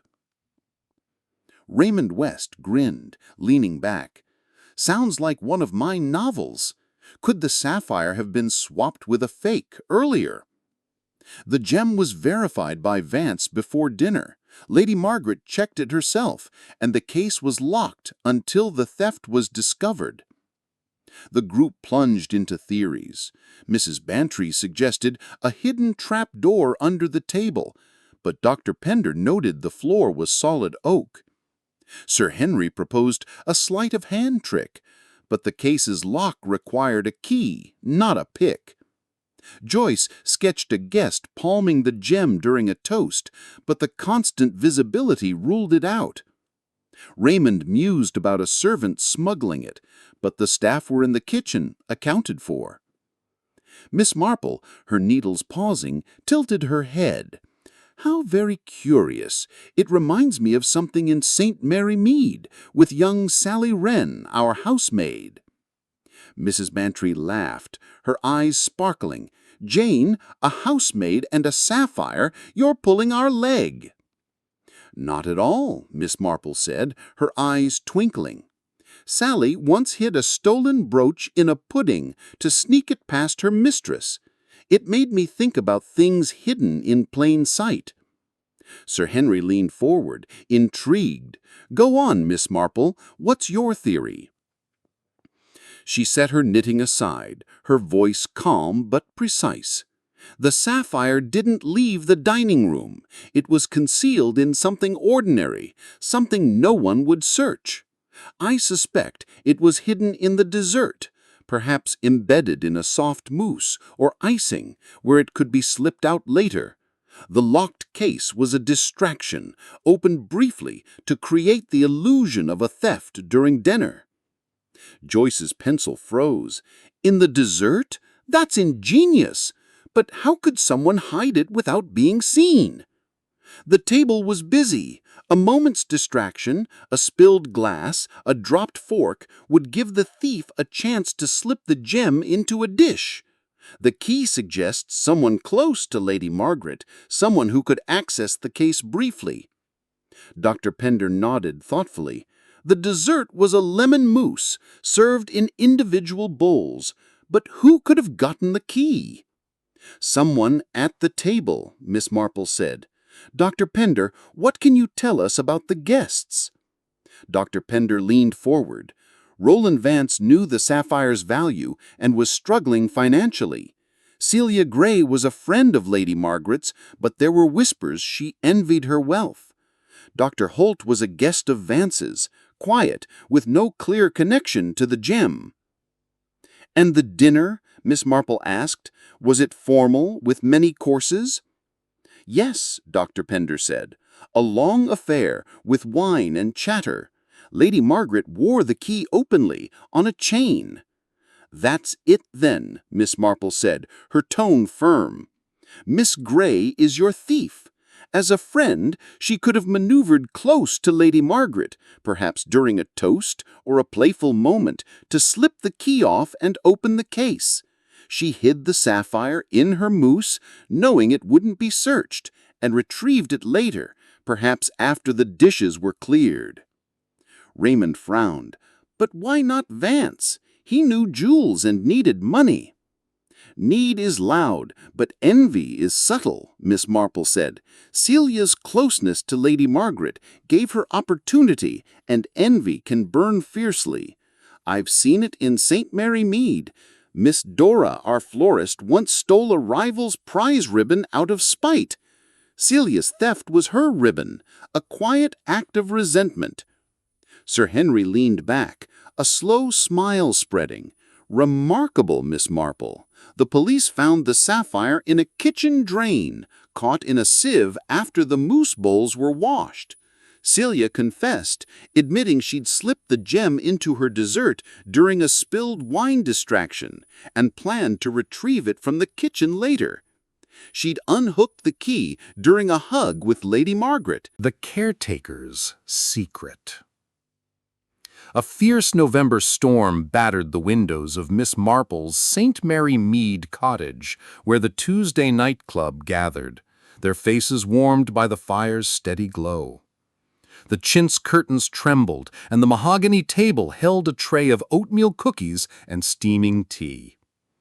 Miss Marple's unbroken streak of solving mysteries, the poisoned supper, the idol's curse, the vanishing ingots, the blood-stained path, the spirit's deception, the mark of the saint, the forged confession, the blue geranium's warning, and the sapphire's disappearance, had made her the group's quiet legend. Tonight, Sir Henry Clithering, the retired Scotland Yard commissioner, took the stage, his eyes glinting with a tale he believed might finally challenge her. Raymond West, Mrs. Bantry, Dr. Pender, and Joyce Lempriere leaned in, their anticipation as sharp as the howling wind outside. Miss Marple, knitting a soft gray muffler, looked up with her serene smile. "Well, Sir Henry," she said, her voice gentle but expectant, "you've promised us a caretaker's strange behavior. Do tell." Sir Henry leaned forward, his tone rich with intrigue. "This case vexed Scotland Yard for months, a puzzle wrapped in tragedy. It happened last winter at Thornfield Hall, a grand estate in Yorkshire. The victim, Mr. Edwin Marsh, the estate's caretaker, was found dead in a frozen meadow after a riding accident. His horse, a spirited mare, had thrown him, and he'd broken his neck. But there were oddities, bruises on his arms, as if he'd been grabbed, and a saddle strap cut nearly through, suggesting sabotage." Mrs. Bantry gasped, her teacup trembling. "A cut saddle! How sinister! Someone wanted him dead." Sir Henry nodded. "The coroner ruled it murder, not accident. The suspects were Lady Beatrice Lyle, the estate's owner who relied on Marsh's loyalty, her nephew, Mr. Felix Lyle, a reckless young man set to inherit, and Miss Nora Tate, a governess who'd quarreled with Marsh over his strictness." Raymond West's eyes narrowed. "Bruises and a cut strap? Sounds like someone attacked him before the ride. Was the horse tampered with?" The mare was unharmed, just spooked. The strap was cut cleanly, likely with a knife, but no weapon was found. Marsh rode alone that morning, as was his habit, checking the estate's fences. Joyce Lempriere, sketching a wind-swept meadow on her notepad, looked up. Could someone have cut the strap earlier, in the stable? The stable was locked overnight. Marsh kept the key, and the stable boy swore no one entered. The strap was fine the previous day, checked by Marsh himself. Dr. Pender frowned, stroking his chin.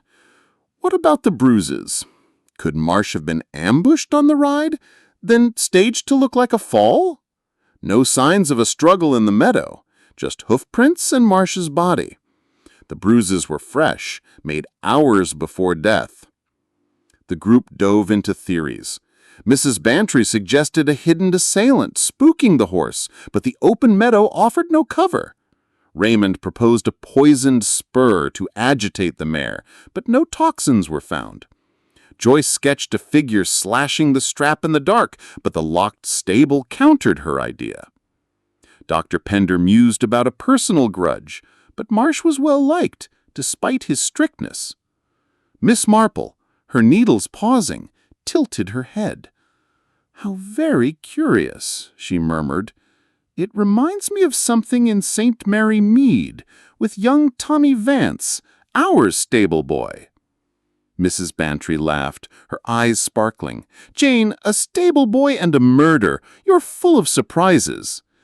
"Not quite," Miss Marple said, her eyes twinkling.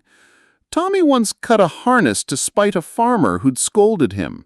It made me think about quiet grudges and hidden hands." Sir Henry leaned forward, intrigued. "Go on, Miss Marple. What's your theory?" She set her knitting aside, her voice calm but precise. "The saddle strap was cut to ensure Marsh's fall, but the bruises suggest a struggle beforehand, perhaps in the stable. I suspect the killer confronted Marsh, grabbed him, and cut the strap during a scuffle, knowing he'd ride out soon. The locked stable was no barrier if the killer had access to Marsh's routine." Joyce's pencil froze. A struggle in the stable, but the stable boy saw nothing. The boy might have been asleep or distracted. The killer acted early, before dawn, when Marsh prepared his horse. The bruises suggest a personal encounter, someone angry enough to confront him directly. Dr. Pender nodded thoughtfully. "But who? And why stage it as an accident?" "To avoid suspicion," Miss Marple said.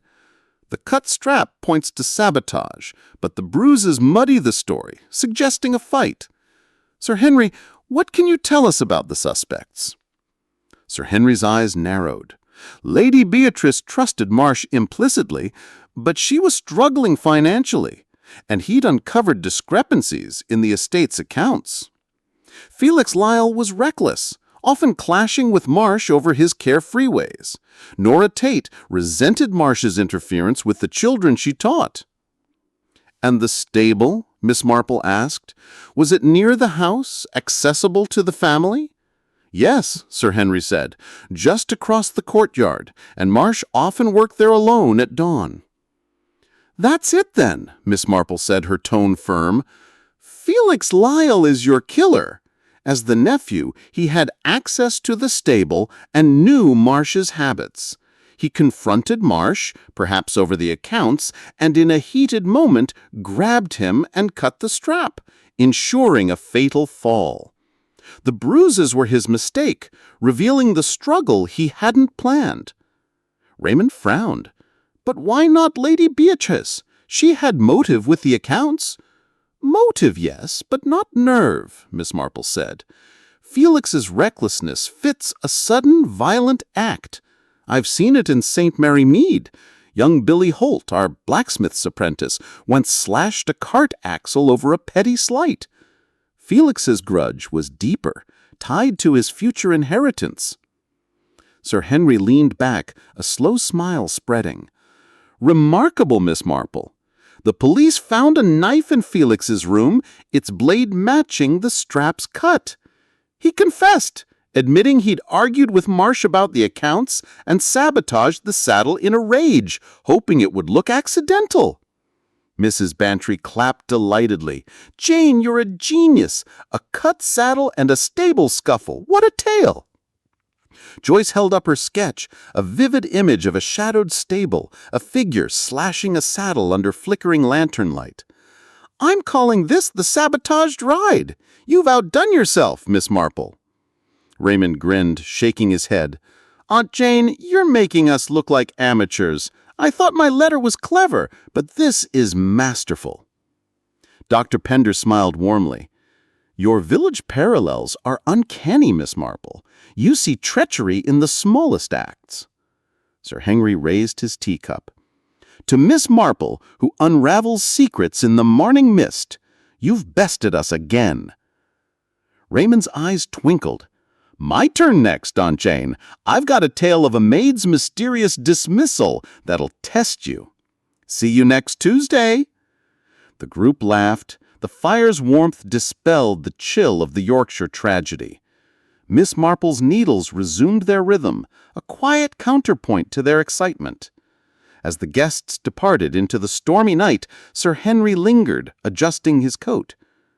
"Jane, you're a marvel. I thought a caretaker's death would stump you." Miss Marple smiled, folding a napkin. "Kind of you to try, Sir Henry. Now off you go. It's wild out there, and I've a muffler to finish." He chuckled and stepped out, leaving Miss Marple by the fire. She gazed at the embers, their glow like the faint trace of a cut strap. The caretaker's secret was solved, but the next Tuesday promised a new puzzle, and she was ready. The Perfect Maid's Fall. The November storm had softened to a restless drizzle outside Miss Marple's St. Mary Mead cottage, where the Tuesday night club gathered, their faces bathed in the fire's gentle glow. The chintz curtains framed the snug room, and the mahogany table held a tray of lavender biscuits and steaming tea.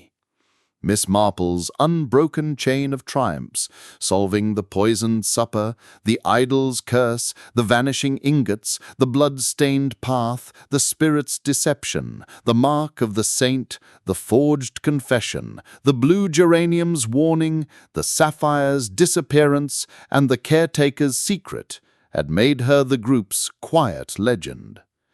Tonight, Raymond West, her novelist nephew, took the stage, his eyes gleaming with a tale he hoped would finally outwit her. Mrs. Bantry, Dr. Pender, Joyce Lempriere, and Sir Henry Clithering leaned in, their anticipation as keen as the damp night air. Miss Marple, knitting a soft cream shawl, looked up with her serene smile. "Well, Raymond," she said, her voice gentle but expectant, "you've promised us a maid's mysterious dismissal. Do tell." Raymond leaned forward, his tone rich with confidence. "This one's a puzzle, Aunt Jane, set in the heart of Bath last spring. Miss Clara Wren, a maid with a spotless record, was sacked from her post at Elmwood House for stealing a silver locket from her employer, Mrs. Evelyn Hurst. The locket was found in Clara's room, hidden in a drawer, but she swore she was innocent. Days later, Mrs. Hurst was found dead in her parlor, suffocated with a cushion. The police suspect the two events are linked, but the locket's theft seems too petty for murder." Mrs. Bantry gasped, her teacup trembling. "A maid framed for theft, then a murder. How delightfully twisted." Sir Henry's brow furrowed. "Suffocation, that's personal. Was the locket valuable enough to kill for?" "Not especially. It was sentimental, a family heirloom, worth a few pounds. The suspects are Clara Wren, who was devastated by her dismissal, Mr. Gerald Hurst, Evelyn's son, who stood to inherit, and Miss Dora Blake, the housekeeper, who'd clashed with Evelyn over household management." Joyce Lempriere, sketching a locket on her notepad, looked up. Could Clara have stolen the locket out of spite, then killed Evelyn in a rage? Clara had an alibi for the murder. She was at a friend's house, confirmed by witnesses. The parlor was locked from the inside, with only a small window open, too narrow for entry. Dr. Pender stroked his chin. What about the locket? Was it planted in Clara's room to frame her? The police couldn't prove it. It was found by Dora during a routine check of Clara's belongings, and Evelyn dismissed her on the spot. The group dove into theories. Mrs. Bantry suggested a secret accomplice hiding the locket, but Raymond noted Clara's room was private. Sir Henry proposed Gerald breaking the window to stage a break-in, but the glass was intact. Joyce sketched a figure slipping the locket into a drawer, but the housekeeper's presence complicated the timeline. Dr. Pender mused about a family feud, but Evelyn and Gerald seemed close. Miss Marple, her needles pausing, tilted her head. "How very curious," she murmured.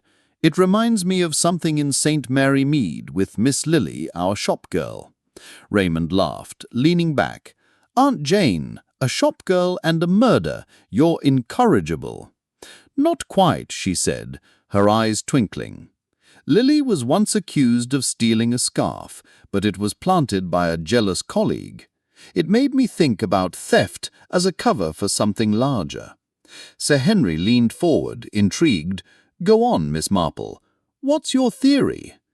She set her knitting aside, her voice calm but precise.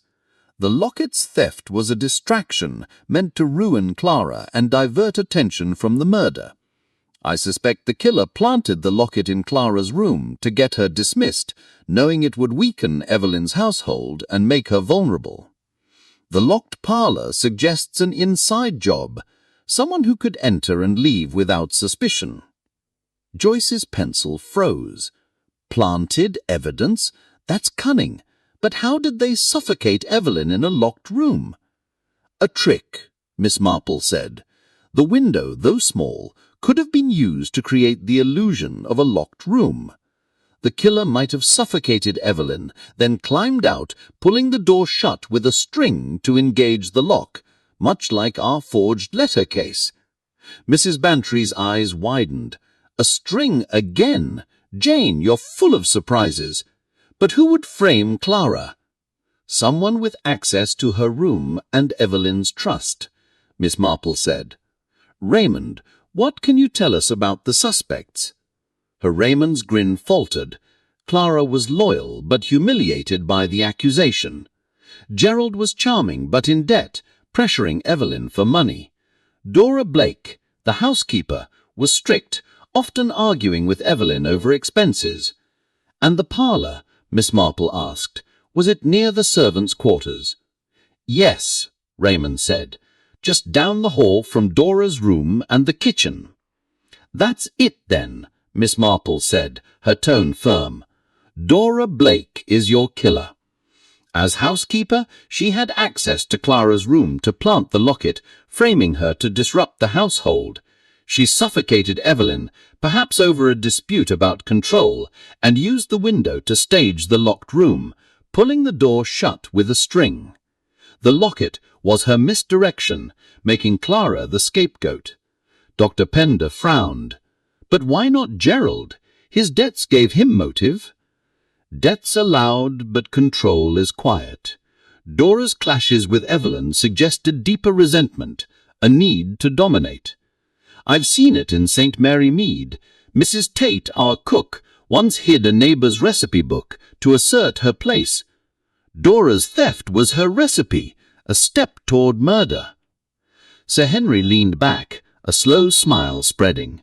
"Astounding, Miss Marple. The police found a spool of twine in Dora's sewing kit, and Clara's testimony revealed Dora's frequent intrusions into her room. Dora confessed, admitting she'd planted the locket to get Clara sacked, and killed Evelyn in a rage over being undermined." Mrs. Bantry clapped delightedly. "Jane, you're a wonder. A framed maid and a locked parlor. What a twist!" Joyce held up her sketch, a vivid image of a locket glinting in a drawer, a a shadowy figure at a window with a taut string. "I'm calling this the framed fall. You've outdone yourself, Miss Marple." Raymond grinned, shaking his head. "Aunt Jane, you're ruining my chances. I thought I had you with this one." Dr. Pender smiled warmly. "Your village parallels are uncanny, Miss Marple. You see betrayal in the smallest acts." Sir Henry raised his teacup. "To Miss Marple, who unveils truth in the humblest places. Raymond, you tried, but she's unbeatable." Mrs. Bantry's eyes sparkled. "My turn next, Jane. I've got a tale of a dying man's cryptic words that'll test you. See you next Tuesday." The group laughed, the fire's warmth dispelling the chill of the domestic deception. Miss Marple's needles resumed their rhythm, a quiet counterpoint to their excitement. As the guests departed into the drizzly night, Raymond lingered, adjusting his hat. "You're making this look too easy, Aunt Jane," he teased. "I'll stump you yet." Miss Marple smiled, folding a napkin. "I look forward to it, Raymond. Now off you go. It's wet, and I've a shawl to finish." He chuckled and stepped out, leaving Miss Marple by the fire. She gazed at the embers, their glow like the faint glint of a stolen locket. The perfect maid's fall was solved, but the next Tuesday promised a new riddle, and she was ready. The Sanctuary's Riddle. A persistent November drizzle pattered against the windows of Miss Marple's St. Mary Mead cottage, where the Tuesday night club gathered, their faces softened by the fire's gentle glow. The chintz curtains framed the cozy room, and the mahogany table held a tray of almond cakes and steaming tea. Miss Marple's unbroken streak of solving mysteries, the poisoned supper, the idol's curse, the vanishing ingots, the blood-stained path, the spirit's deception, the mark of the saint, the forged confession, the blue geranium's warning, the sapphire's disappearance, the caretaker's secret, and the perfect maid's fall, had made her the group's quiet legend. Tonight, Mrs. Dolly Bantry, her eyes alight with dramatic fervor, presented a tale she believed would test even Miss Marple's keen insight. Raymond West, Dr. Pember, Joyce Lempriere, and Sir Henry Clithering leaned in, their anticipation as keen as the damp night air. Miss Marple, knitting a soft rose-pink scarf, looked up with her serene smile. "Well, Dolly," she said, her voice gentle but expectant, "you've promised us a dying man's cryptic words. Do share." Mrs. Bantry clapped her hands, her voice vibrant with excitement. "Oh, Jane, this one's a proper enigma. It happened last winter in the village of Little Haddon at St. Cuthbert's Church, a quaint old place with a stone sanctuary. Mr. Lionel Gray, a retired solicitor, was found dying on the sanctuary steps at dawn, stabbed in the chest. As he collapsed, he whispered one word, 'Sanctuary,' before he passed. The police were stumped, as no one could decipher his meaning, and the murder weapon, a sharp letter opener, was missing.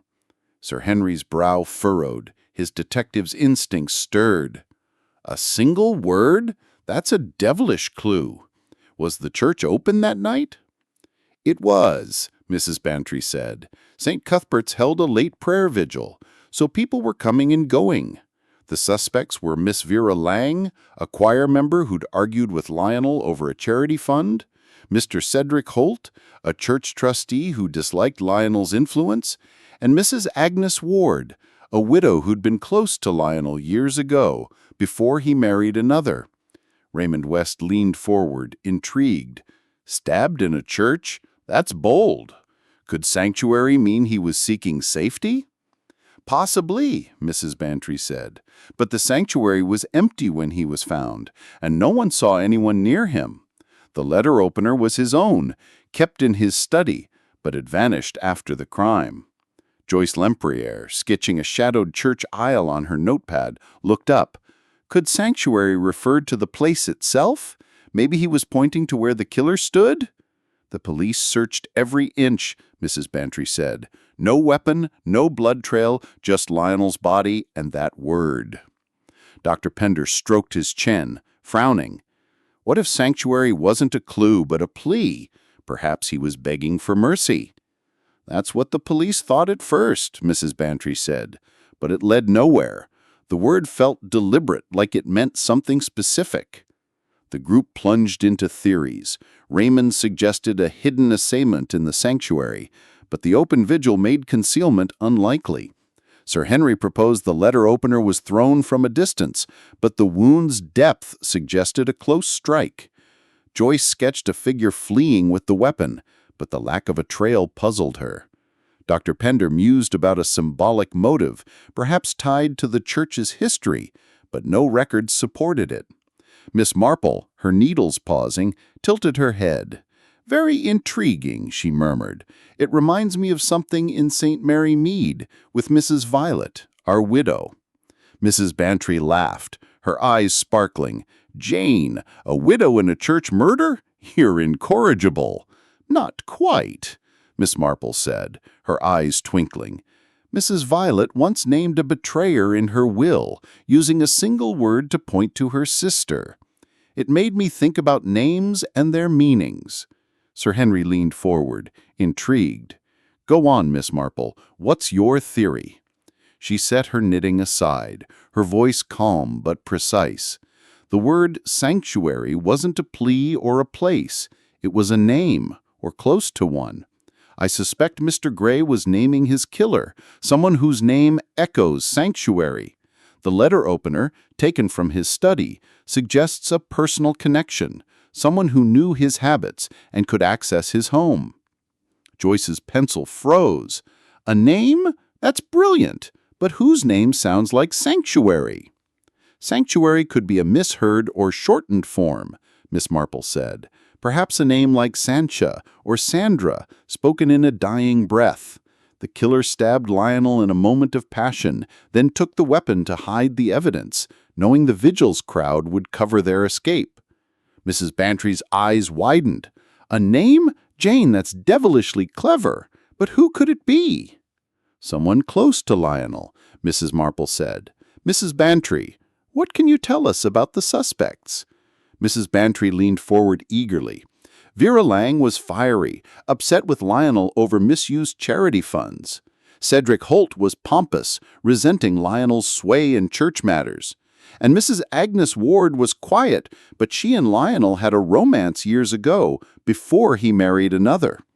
And the study, Miss Marple asked, was it in Lionel's home, near the church? Yes, Mrs. Bantry said, just across the lane, easily accessible to someone he trusted. That's it then, Miss Marple said, her tone firm. Mrs. Agnes Ward is your killer. Her past with Lionel suggests a deep, unresolved wound, perhaps a betrayal rekindled by a recent slight. She took the letter opener from his study, stabbed him in a moment of rage, and fled with the weapon during the vigil's chaos. Sanctuary was Lionel's attempt to name her, perhaps meaning Agnes, garbled as he died. Dr. Pender frowned. But why not Vera? Her anger over the funds was fresh. Anger flares, but old love festers, Miss Marple said. Agnes's history with Lionel gave her motive, and her access to his study made it possible. I've seen it in St. Mary Mead. Mrs. Rose, our seamstress, once slashed a rival's curtains over a long-ago slight. Agnes's act was her curtains, a final reckoning. Sir Henry leaned back, a slow smile spreading. Extraordinary, Miss Marple. The police found the letter opener in Agnes's garden shed, wrapped in a scarf. She confessed, admitting she'd confronted Lionel about a recent letter where he mocked her past affection. In a fury, she stabbed him, thinking the vigil would hide her. Mrs. Bantry clapped delightedly. Jane, you're a marvel. A dying word as a name. What a twist!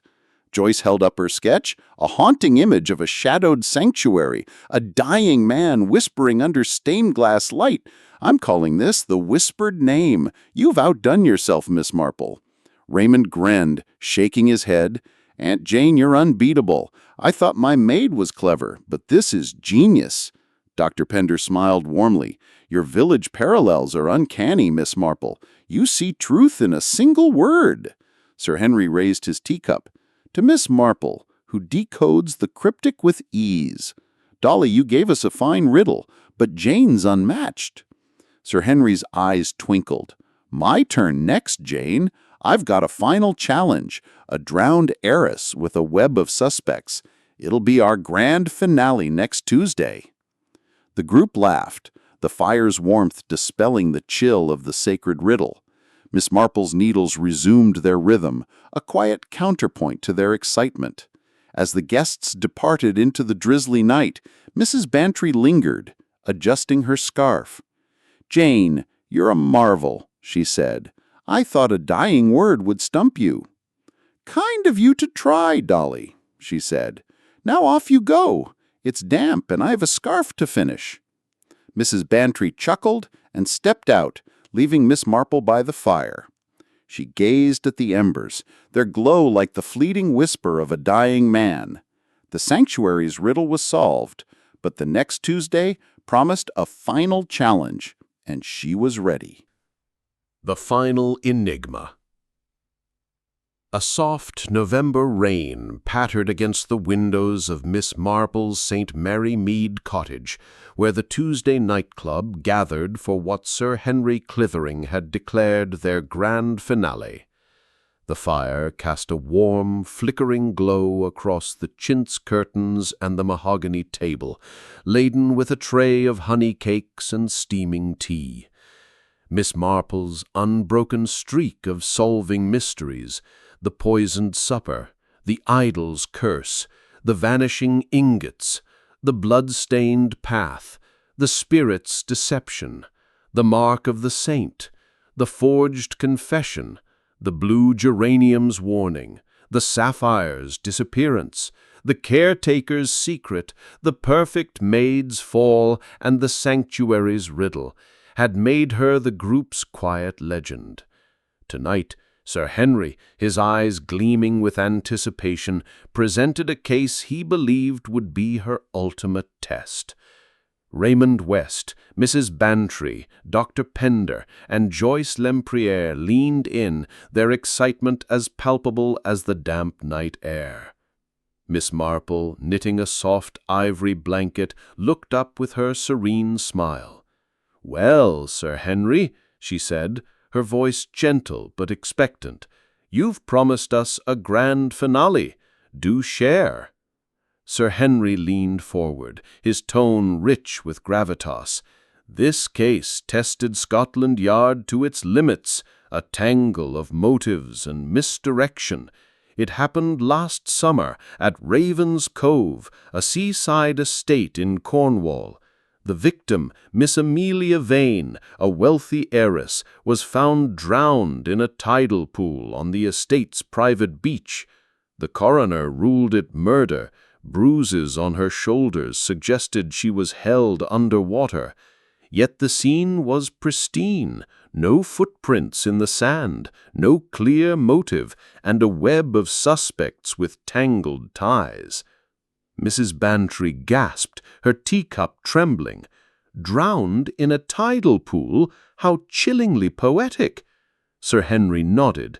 Amelia was alone that evening, taking her usual swim. The suspects were her cousin, Mr. Philip Vane, who'd inherit her fortune, her friend, Miss Clara Holt, a painter with a jealous streak, and her butler, Mr. Leonard Marsh, who'd been caught snooping in her private papers. Raymond West's eyes narrowed. "No footprints. That's tricky. Could the tide have washed them away?" The tide was low. The pool was isolated, surrounded by dry sand. No tracks, no signs of a struggle, just Amelia's body and those bruises. Joyce Lempriere, sketching a moonlit tidal pool on her notepad, looked up. Could someone have approached by sea, avoiding the sand? The cove was calm, no boat sighted.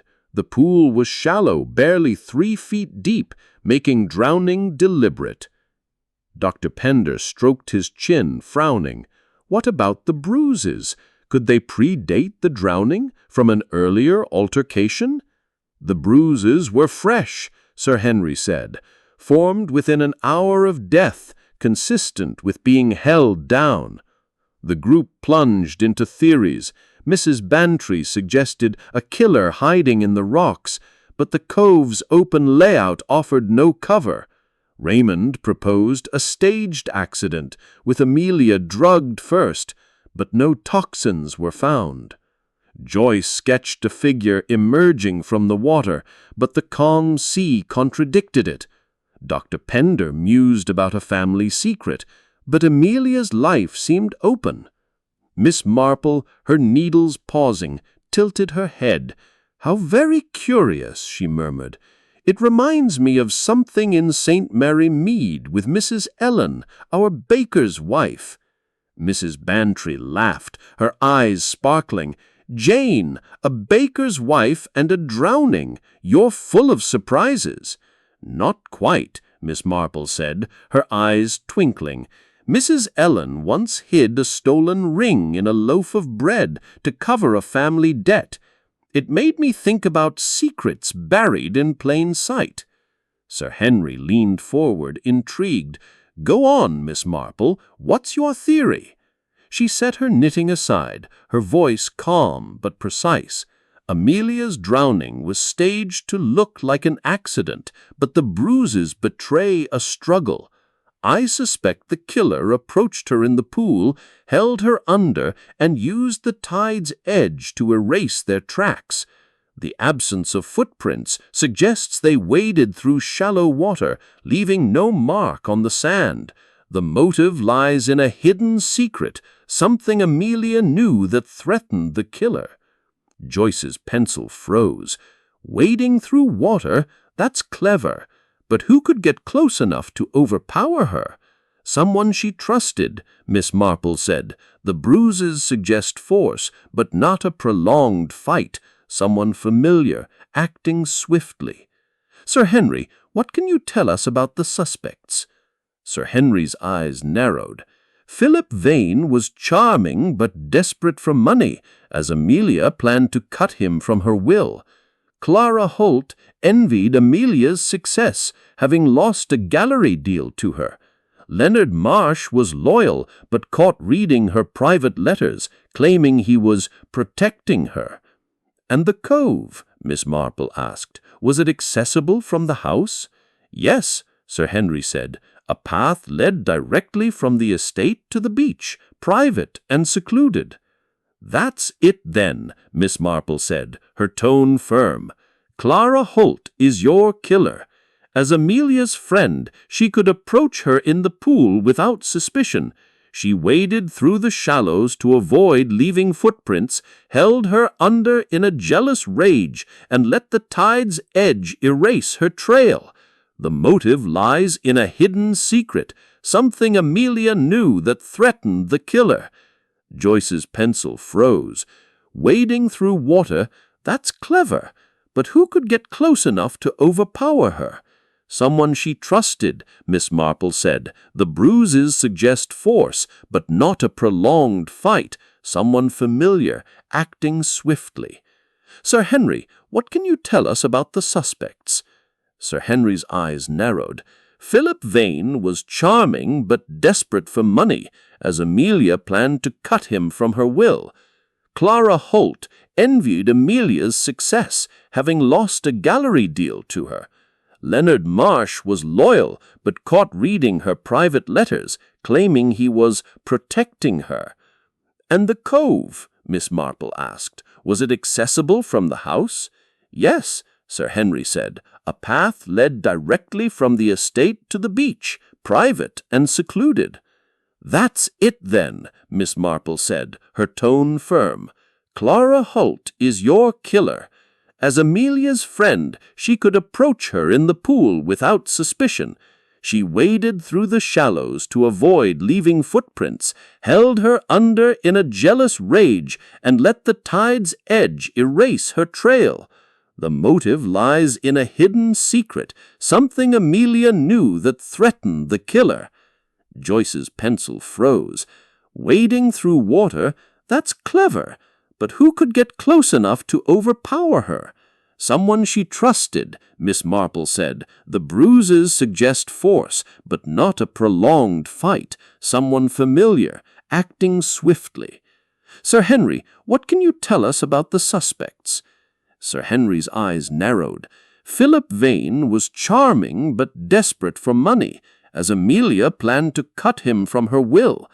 Clara Holt envied Amelia's success, having lost a gallery deal to her. Leonard Marsh was loyal, but caught reading her private letters, claiming he was protecting her. And the cove, Miss Marple asked, was it accessible from the house? Yes, Sir Henry said. A path led directly from the estate to the beach, private and secluded. That's it then, Miss Marple said, her tone firm. Clara Holt is your killer. As Amelia's friend, she could approach her in the pool without suspicion. She waded through the shallows to avoid leaving footprints, held her under in a jealous rage, and let the tide's edge erase her trail. The motive lies in a hidden secret, something Amelia knew that threatened the killer. Joyce's pencil froze. Wading through water, that's clever, but who could get close enough to overpower her? Someone she trusted, Miss Marple said. The bruises suggest force, but not a prolonged fight. Someone familiar, acting swiftly. Sir Henry, what can you tell us about the suspects? Sir Henry's eyes narrowed. Philip Vane was charming but desperate for money, as Amelia planned to cut him from her will. Clara Holt envied Amelia's success, having lost a gallery deal to her. Leonard Marsh was loyal, but caught reading her private letters, claiming he was protecting her. And the cove, Miss Marple asked, was it accessible from the house? Yes, Sir Henry said. A